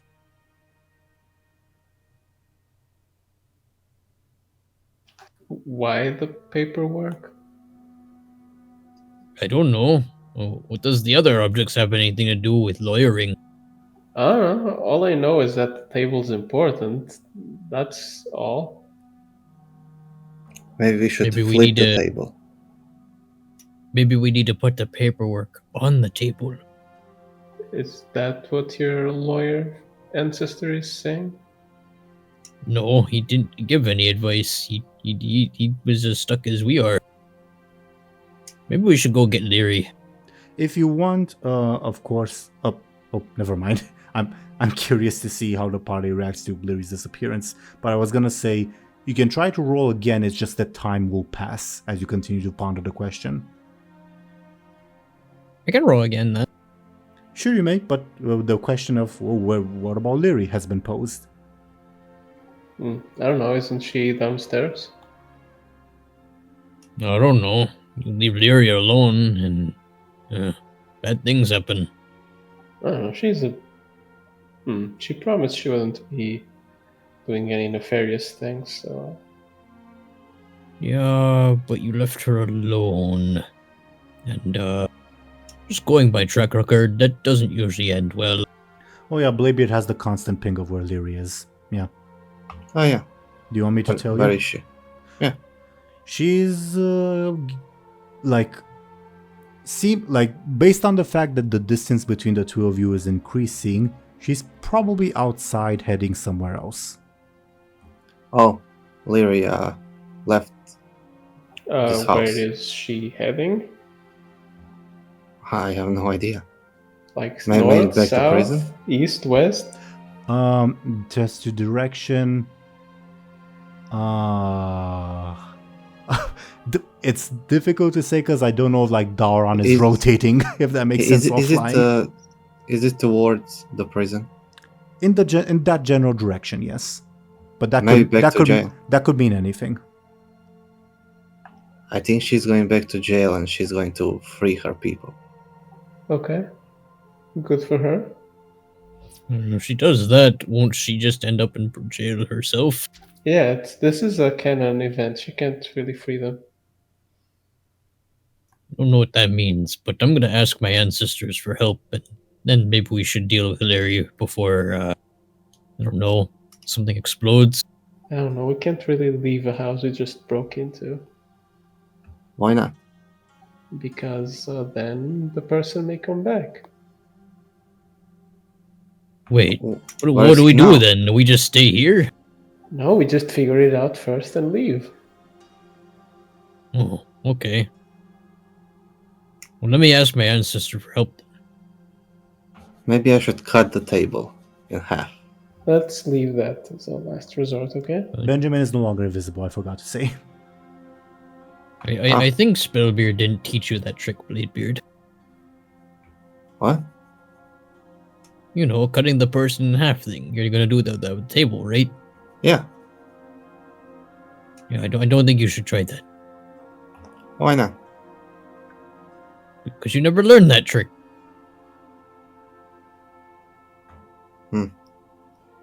I don't know. I bet this room is like trapped with magics. Maybe we should touch things in a specific order. Like green light, red light, yellow light. That kind of game. I don't know. Although the goblins just had bulbs of bugs. They were fun. Smelled really bad though. If you want, once again, Banrak, you can roll me your clever. If you're stunt applying, the only thing is that it basically represents you spending time to ponder the question, and thus time will pass. Okay, that seems fine though. I don't think we're going anywhere really. So I am. Where to? I have a trial, later. Oh, that's what you meant, right? well, I more meant like we're not going anywhere with this currently. It won't take you 5 hours. Oh my god. I'm gonna use a fate point to reroll. What are you invoking? I will evoke former warlord. Because And because of 'cause Magorsh? he's talking. Yeah, because he's talking with his ancestors. Sure. Give me another reroll. All right, please be nice to me. Better. That's better. Definitely better. He says the Magor, he like keeps stroking his chin and like wandering around, and he has this eureka moment as he runs to the table and says, of course, more. This, he like points at a block of wood. It's a sound block. Don't you see? Ancestor says the blocky thing is a sound block. Sound what? Above board, What's up? it's a term that's fairly new to me, but apparently that's the term. So let me know if you guys know what that is. I have no idea what that is. I don't know what a sound block is. This is just block sound. It has nothing to do with, well, kind of has something to do with sound. It kind of does the opposite. It like makes sound louder, but it's, the thing. It's the thing of wood on a table that judges strike when they hit the gavel. Ah. It says it's called a gavel online. That's what I see when I look. Well, the up gavel is the something. hammer thing. Okay. Oh, so it's under the hammer thing? The sound block is the piece of wood that they strike with the gavel. Oh, we should find the hammer and hit the block with it.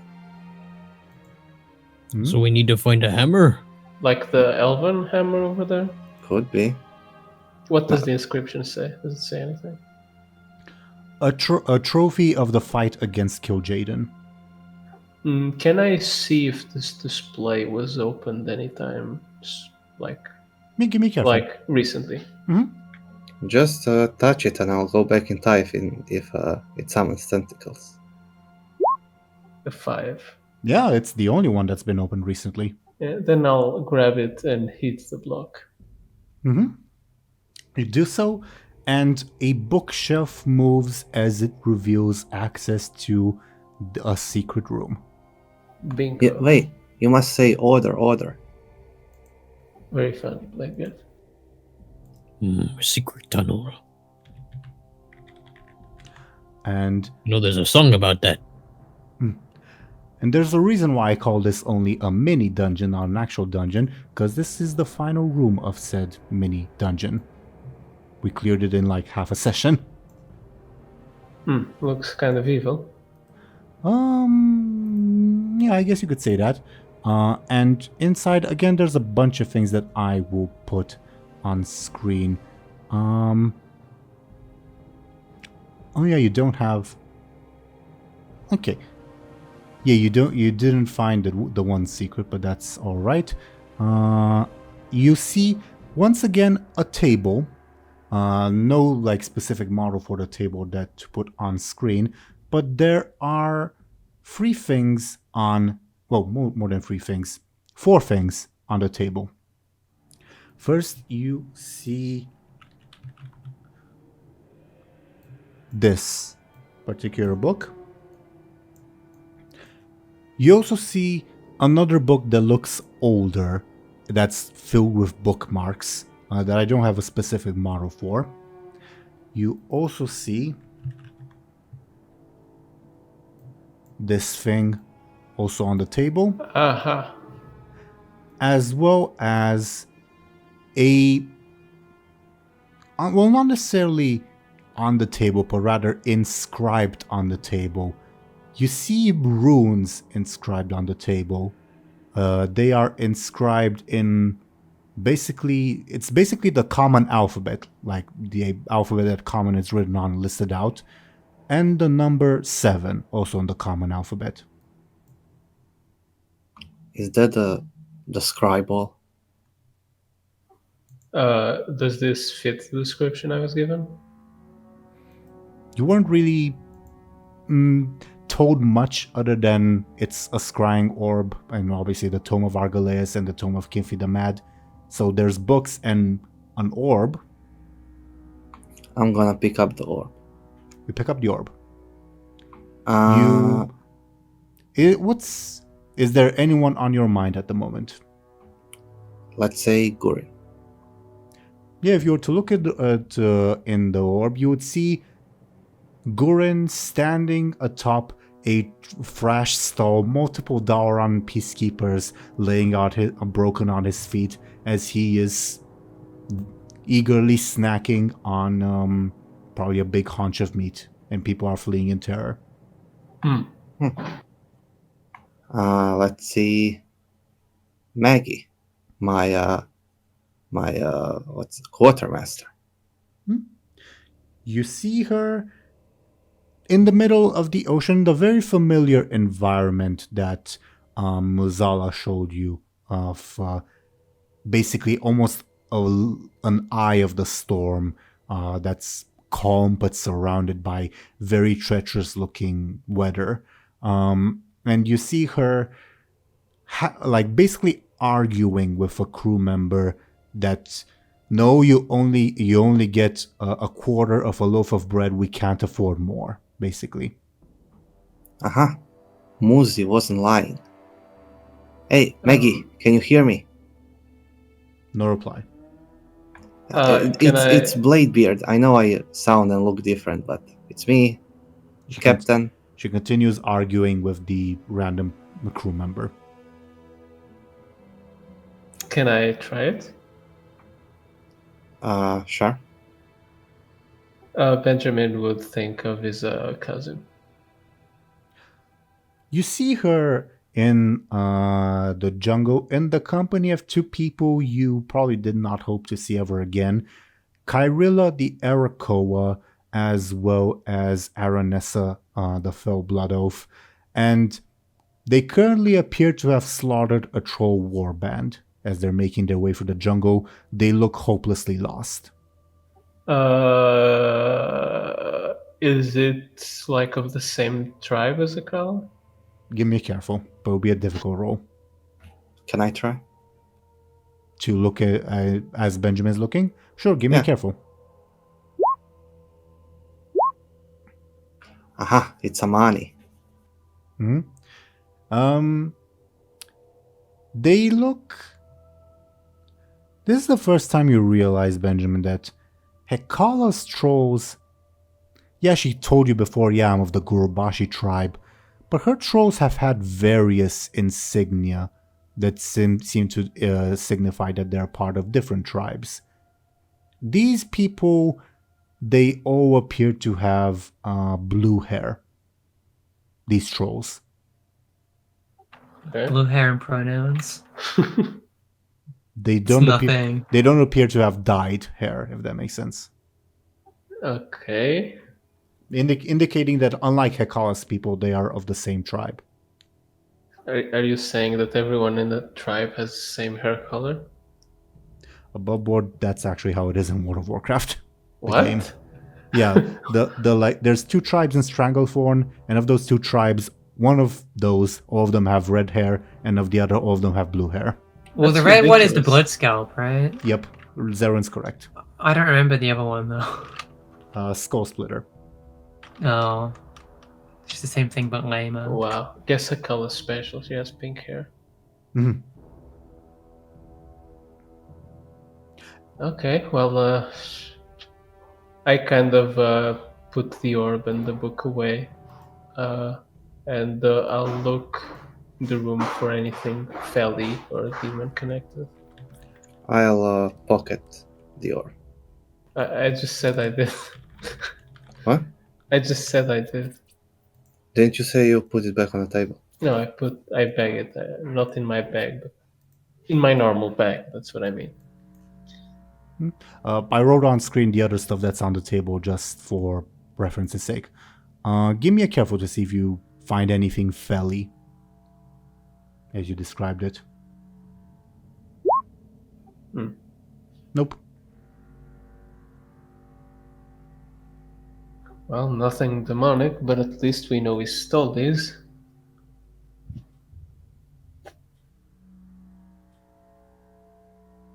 But how do we prove it?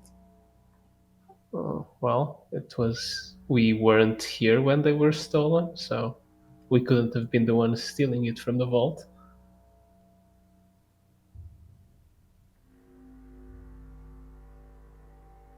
Oh, wait. Try to see where he is right now. I do that. Yeah, you look in the orb. He is currently doing, like he told you in the Violet Citadel, his duty of watching over the Sun River Sanctuary. He seems to be like just chatting casually with one of his lieutenants.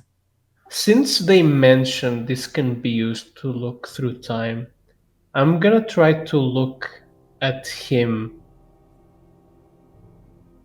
like sometime before, after Bladebeard drew the card, see if I can find him doing the stealing. How specifically? How do you broach this issue? Like, I'm not really sure how this works, but I'll think of him. I'll think of a specific, not specific, but a vaguish moment in time, like a week or two, I don't know, and the action of stealing this specific orb. I can see orb and imagine your date of conception.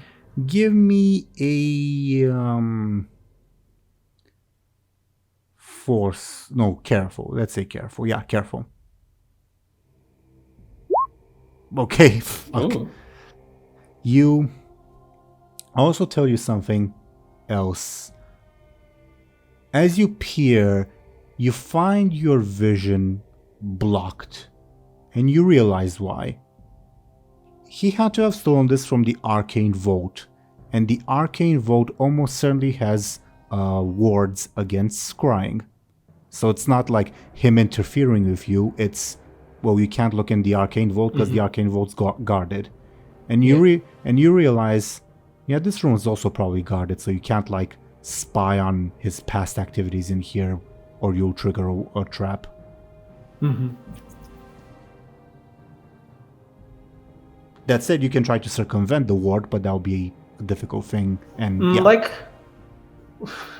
having like established myself in that time, could I like try to pull back 30 minutes, an hour to see if I like see him enter or something like that, or leave?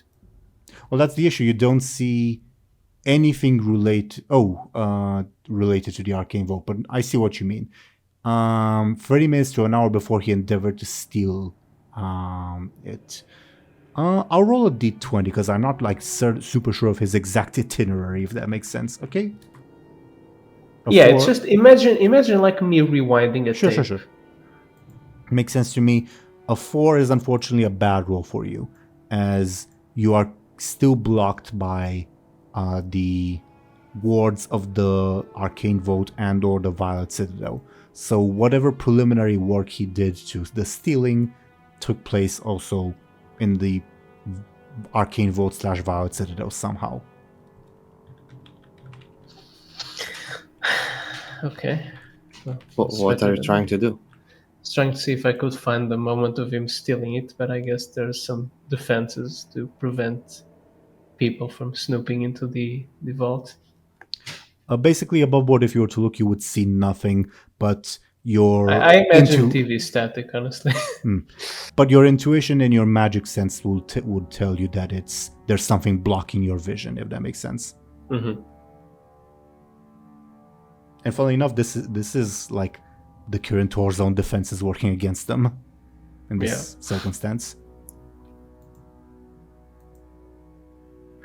Well, if there's anything you want to take, feel free to. I guess one thing I forgot to mention regarding the old book, it also has a lot of notes, not just bookmarks. So I forgot to mention that. Can I try to see what the book is about? Sure. Give me a, I guess, clever to see if you can decipher the magical mumbo jumbo. It's a book regarding some kind of dark magic, but you're not super sure what, because there's a lot of like magical jargon, and it's an older book, and his notes are very jumbled. Are handwritten, right? Yep, handwritten, common, but they're jumbly and like filled with abbreviations. You can't quite make them out. Then I'll take it too. Sure. Like you can spend some time. You can spend some time investigating them, but it again will take more time for another role. Make sense? I mean, at this point, it's better making contact with Meryl, and he probably knows more about this. What about the runes? I don't really know a lot about runes in Warcraft. What are they about? When I say runes, I say them more so for lack of a better term. So they are runes, but it's just the common alphabet. Plus, well, not plus, but the common alphabet and then the number 7. Like the whole alphabet? Yep. From A to Z, or whatever the common alphabet actually is. Is there any magical relevance to the number 7? Give me a clever. The 2. Not as far as you're aware, but you're not a mage. So these runes aren't magical at all. That's not what I said. You were asking about the number 7 specifically. Okay. I thought I was assuming your question would be No, this was like a follow-up thing. Oh, for that, give me a careful. Okay.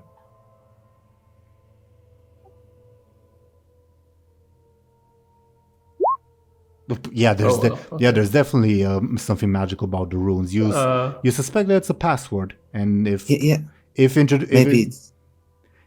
password is introduced correctly, something magical will happen. If it's introduced incorrectly, you suspect that a trap will be triggered. Is Meridia is spelled with 7 letters, right?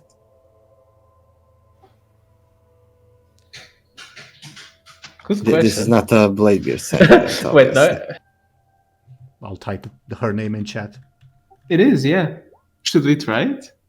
I mean, is there only one copy of each letter? Yes, because it's the alphabet listed out. Oh, then it can't be Meridian. That doesn't mean that you can't press multiple things at once. Yeah. Oh, it's like a keyboard. Yeah. Oh, should we risk it? Do it. Okay. Benjamin will write down Meridian. Who's close to Benjamin? Because that is the correct password. All 3 of us are here. All the boys. Well, like, sort of close-ish, like not just in the same room. Bladebeard. Morg, what about you? What was the question? Sorry. Are you close to Benjamin when he unlocks the secret password? Probably. Okay. The 3 of you will be teleported away. Awesome. As remember the administrative office of the Violet Hole that I mentioned. Well, this teleportation beacon is to bypass the entire first part of that mini dungeon, the whole bureaucratic bit, and head into the final room of that other mini dungeon. Hell yeah, no more bureaucracy. And you left the Tome of Argaleus behind. Huh?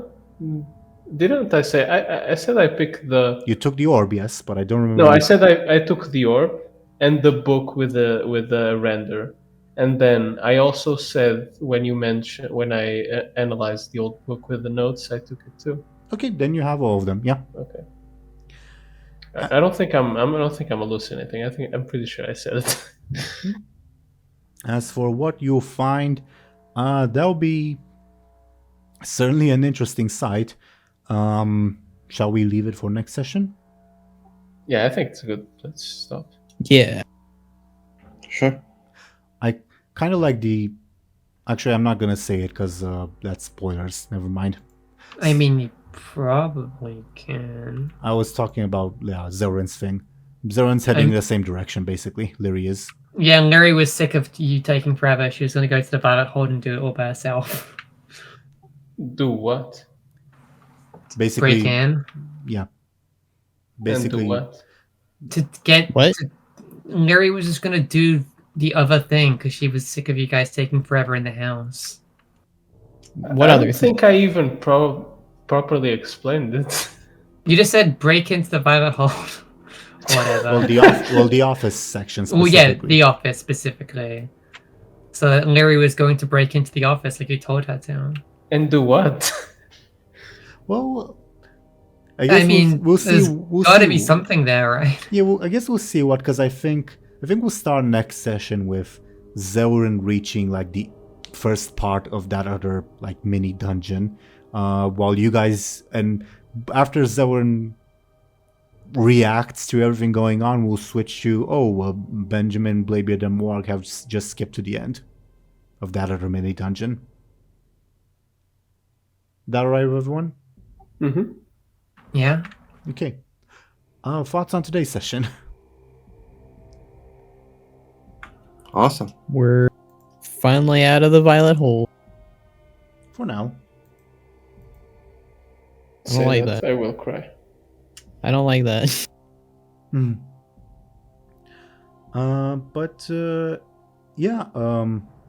Good job for today, and obviously figuring out Meridia as the password, although I guess it wasn't necessarily difficult. Yeah. What else could it be? 7?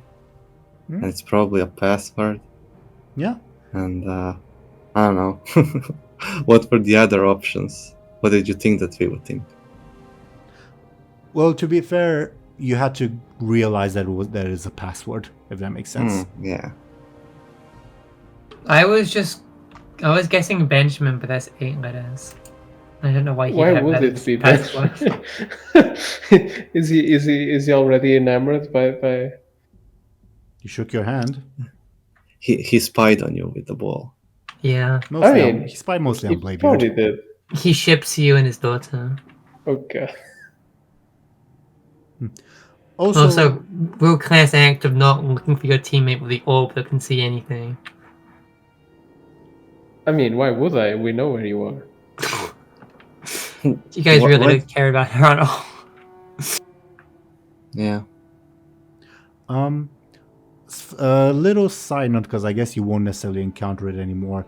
The trap that you triggered triggered and then rewound time, is also actually a lore trap. It's called the Endless Hunger, and it's present in Day of the Dragon. Yeah.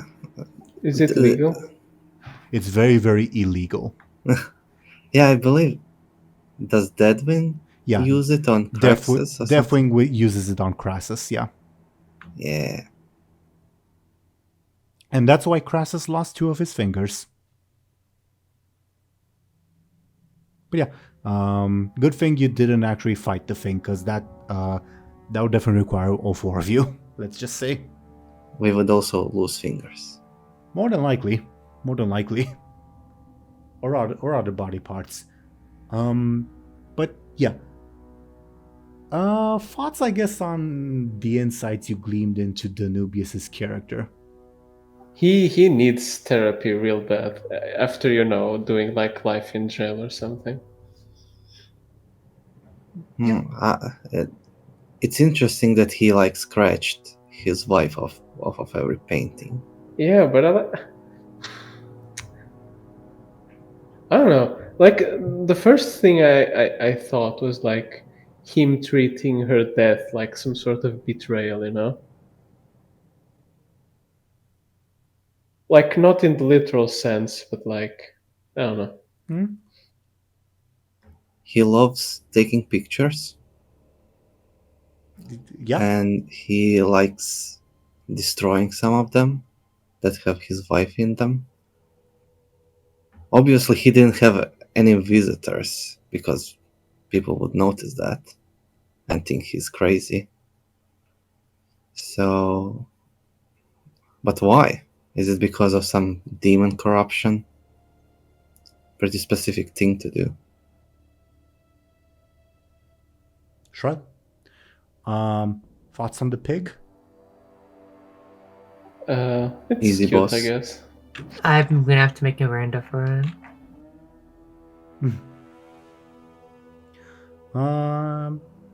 Yeah. What? He's proud of it. And it can cast magic, so maybe it's like a... I think I clarified because of Benjamin's critical that no, he's not proud of it, he's gloating at it. Which is a subtle difference. He's gloating at a pig. Yep.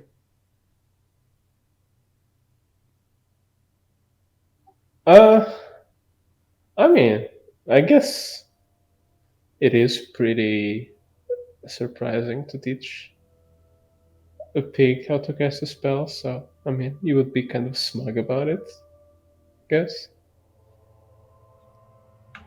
Maybe that's Meridia's father, and the human one is like a demon in disguise. I mean, honestly, it wouldn't surprise me. Mm-hmm. It's actually something we might have to look into if the pig wasn't eaten. Big if. What else should I bring up that happened today? So it reminded me, he had other pigs, like in the pictures? This I can tell you this. This is the first pig that he owned, but he clearly displayed like, you know how people will like take pictures of themselves with cats. He did that with pigs. He likes pigs in general. Okay. That's cute. That's endearing. Did he have a pointy hat in any of the pictures? I knew someone who owned a pet pig, but they were not good. So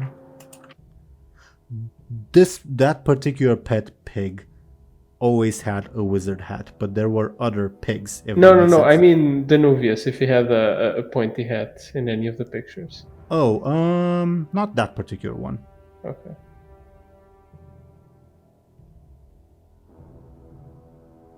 Yeah. What else happened this session? I was hoping rather that the topic of your guys' conscription would be brought up. Yeah. no, he's avoiding mentioning. I kind of wanted to let them know while we were going to the house, but then the whole, he avoided mentioning drug it dealers because he's a gaslighter. SMH. Everyone's gonna turn on you the moment you mention it. Oh, I know. Yeah, it's gonna be fucked up. No, let's go and kill some blood elves. Yeah, the problem is the time frame, because we have 1 week to go save your crew, otherwise... 1 week isn't like a month. I don't think it's that long. Well, it's 1 month before they run out of supplies, but 1 week before the Thunder Isle takes place. I'll convince the Caring Tor to save them. If they can. Yeah, we if we do this thing. Maybe they'll help us. I don't know. Yeah. Dude, they're But- not gonna take resources off the wall to find some random ass ship with nobody. No. They just have to, like, I don't know, have Khadgar take the artifacts and dispel the hurricane or whatever it is. I'll convince them that Bladebeard's crew is going to be a great war asset. Are you The gonna alliance. conscript them too?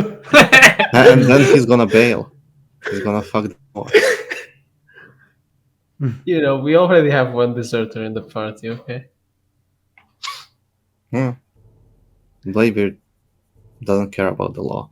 I think the first rules. we should try to not conscript them too. So, maybe they'll be thankful that we, unveiled this conspiracy. We unveiled a conspiracy in Stormwind, they still don't like us.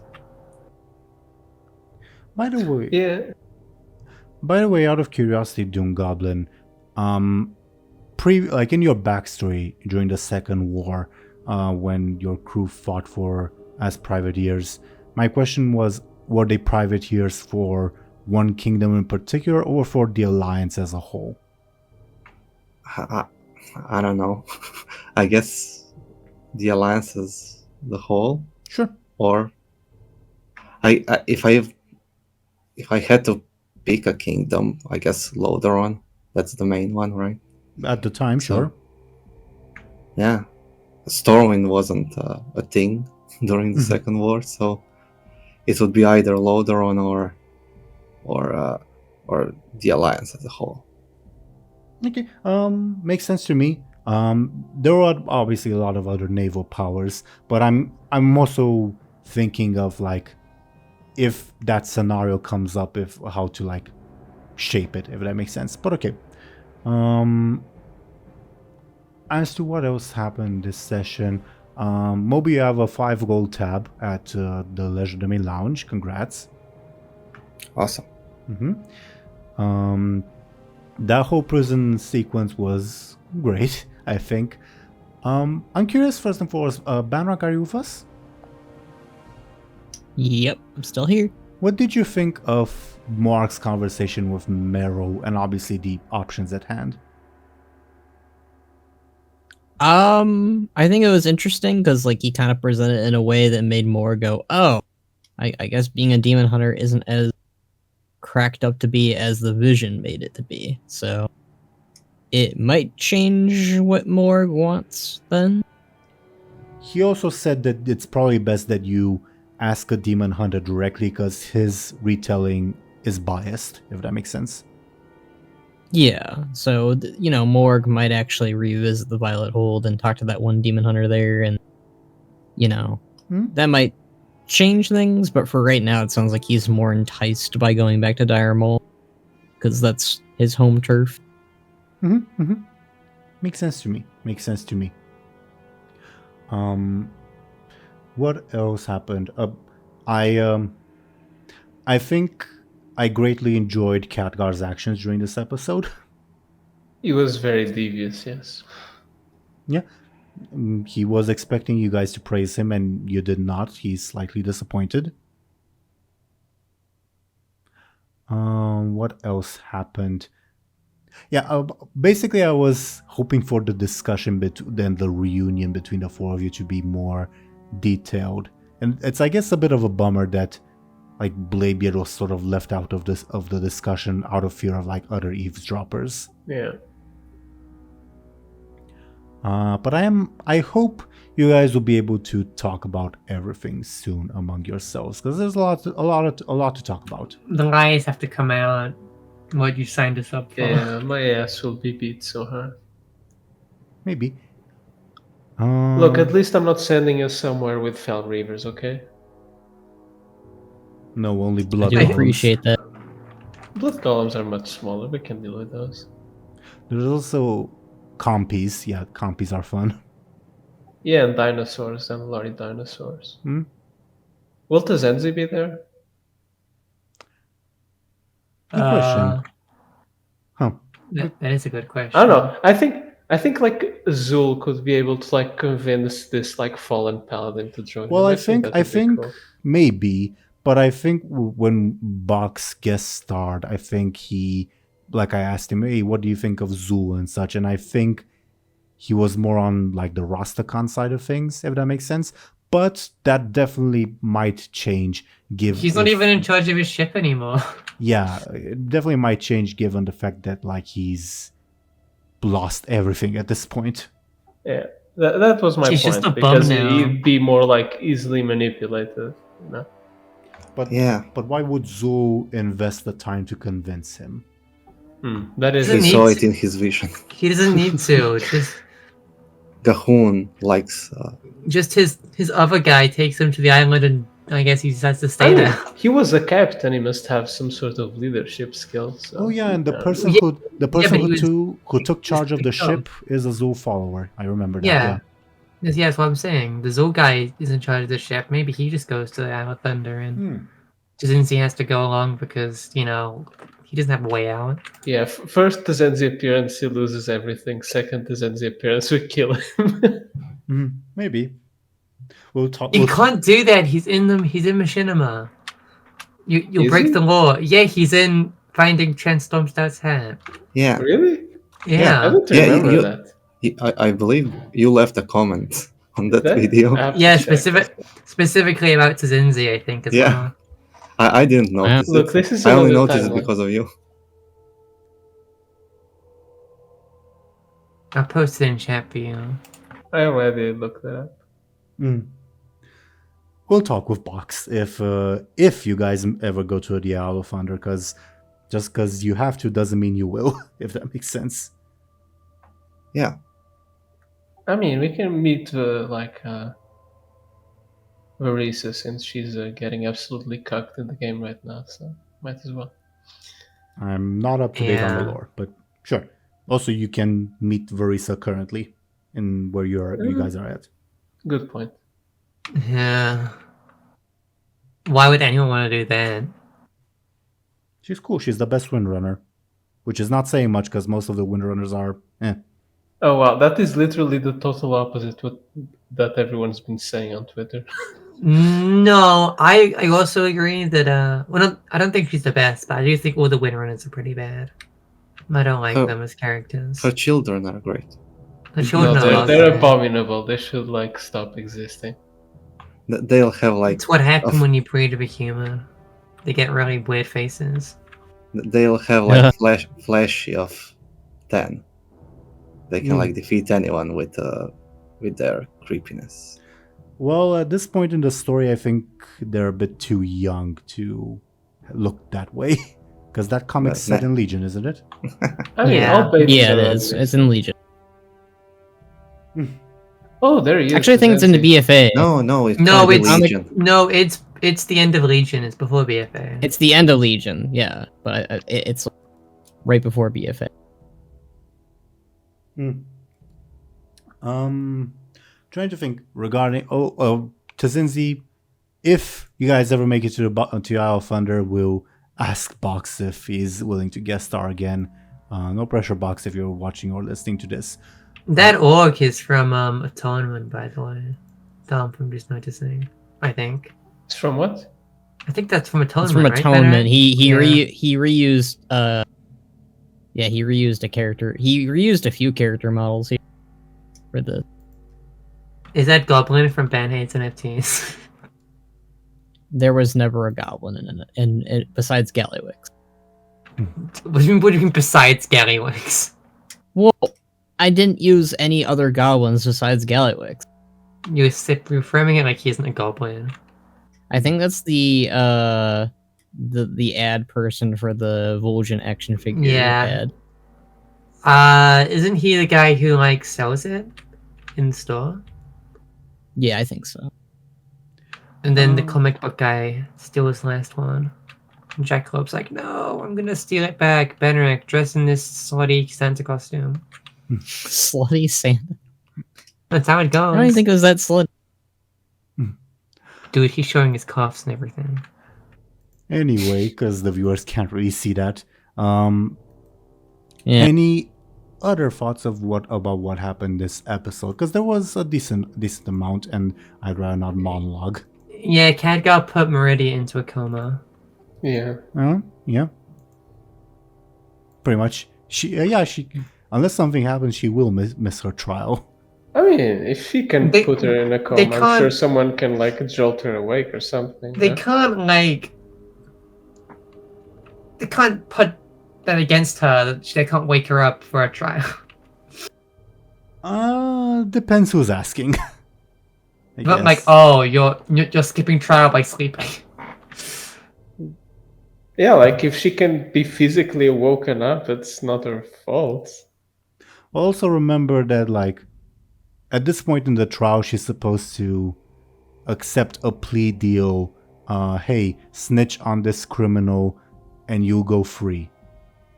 If she doesn't get to accept that plea deal, maybe because that criminal doesn't need to be snitched on anymore, hint hint. That's oh my god. Anyway. Yeah, we still need to mull over that whole permanently change who Meridius is as Bladebeard so we can mitigate the cut. Lyri is not gonna do that. I'm sorry to say. Also, like, I agree with you, Thompshire. It's just that these cards, like, again, they're based off the deck of many things from classic Dungeons and Dragons, which all of them are very, very powerful effects that are hard to overturn. So even if you like get a, I don't know, a priest to cast this spell on Meridia, that will not be enough. I'm pretty sure he's talking about Lyri using her stun. Yeah, to like modify changing her her brain. perception, like Bladebeard is like another person entirely forever. or But something I like don't that. think Lyri will do that.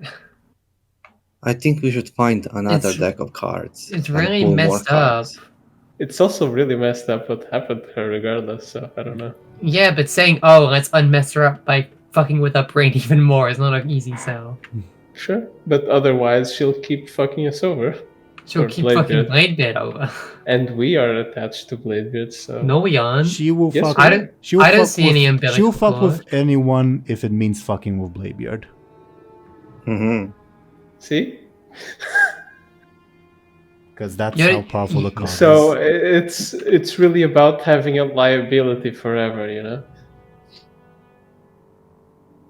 The liability being Bladebeard. As to what you said, DoomGoblin, good plan, except you guys killed the person making the cards. No, there has to be another deck somewhere. Maybe. Never say never. What? Just get Petronimi to take you like throughout time to meet Nexus Lord again. Yeah, I was actually planning to use the scrying orb to see where she is. If the orb can find her. What would the scrying orb tell you? Because it's possible that at this particular moment in time she doesn't exist. Yeah. I need to- wonder what would happen. I need to think about that. Huh. I guess it's like if you're scrying on someone who's dead. No, because you would see their grave or their corpse. This would just be something like not found. What if there's multiple patronymies running around? Also a good question. Also, what if you're... What if Martha, gets up to Martha business while disguised as Bladebeard? She's in solitary confinement, basically. She can still I don't know, flirt with people, I guess. Yeah, but can't do much from that position. Also, they can eat sex or whatever. I don't know. Sure, but like thinking of like people nearby, I don't think Garfoon or Krara are interested in that. Bladebeard. Narstout maybe is. I don't know. Oh no. Oh no. That his friend. Yeah, but she looks like Bladebeard. Yeah, exactly. That's what I'm Bladebeard saying. is very conventionally attractive for a dwarf, apparently. I mean, Yes. is he not? Extremely. I mean, how has he had so many partners? I'm assuming he's like Yeah, he's such a handsome dwarf. shitty person and has like tons of partners. So You'd be surprised at how many people, I guess, breathe over the world. He's like in vogue for dwarves, I guess. He's a very beautiful dwarf. But also, at least when DoomGoblin introduced, well, maybe after the introduction, but when he talked to me about Bladebeard at one point, basically said something to the likes of having some, like, a call, quote unquote, in every port. So people don't have necessarily the opportunity to talk around about, oh, Bladebeard's a shitty person, don't date him, because he shops around in all over the world, if that makes sense. Does that make sense? Yeah. Anyway, what else? Is there anything else that's worth pointing out and discussing this session? Not much comes to mind other than like minor details. Do you guys have anything that you'd like to talk about before going to our shoutouts? Not think really. so. No.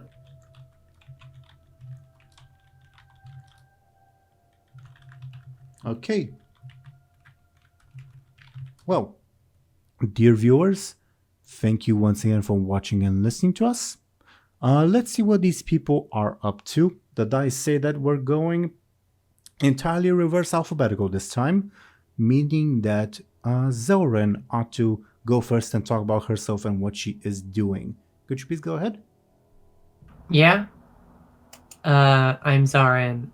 I make machinima. I make videos about machinima. I make machinima things on Twitter. I owe Bannerak shots, so look forward to that when it eventually comes out. I owe Thompshire shots, look forward to that when that comes out. Etc. etc.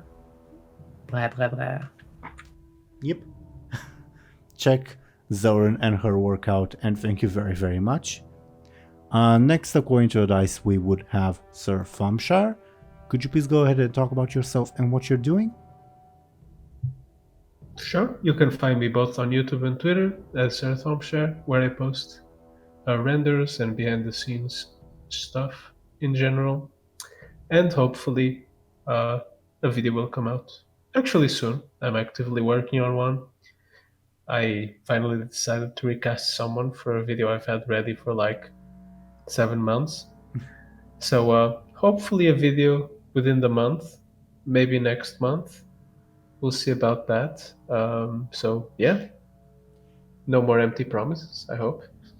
Do you need to mention any casting that you may be doing right now, or has that been solved? I think in a week that won't be relevant anymore. Okay. So Fair enough. let's pretend everything went well, and yeah. Sure. Thank you very, very much, Thompshire.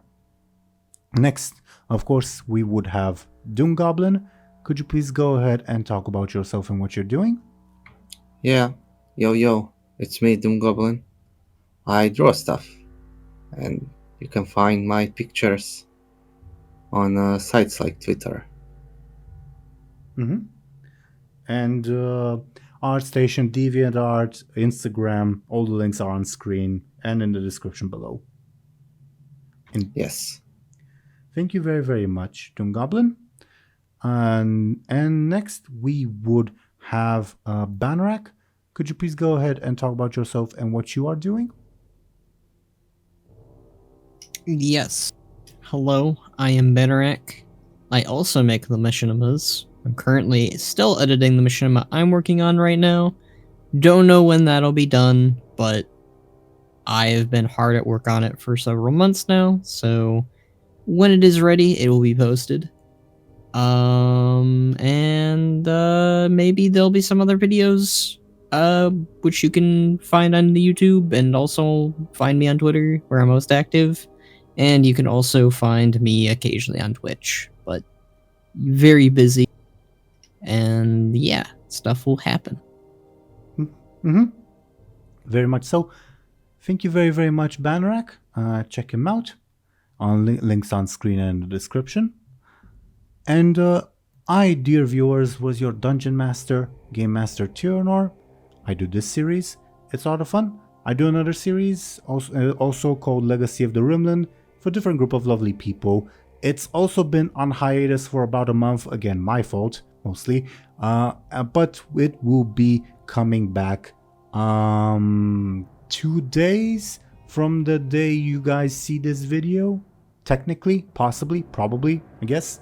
If not, I'll let you know on the places on Twitter and Blue Sky if that changes. Other than that, as usual, thank you, dear viewers, for watching and listening to us. We should be back next week, but I'll let you all know if for whatever reason we can't make it. And we'll see you when we'll see you. Goodbye, everyone. Bye bye. Bye. So yeah.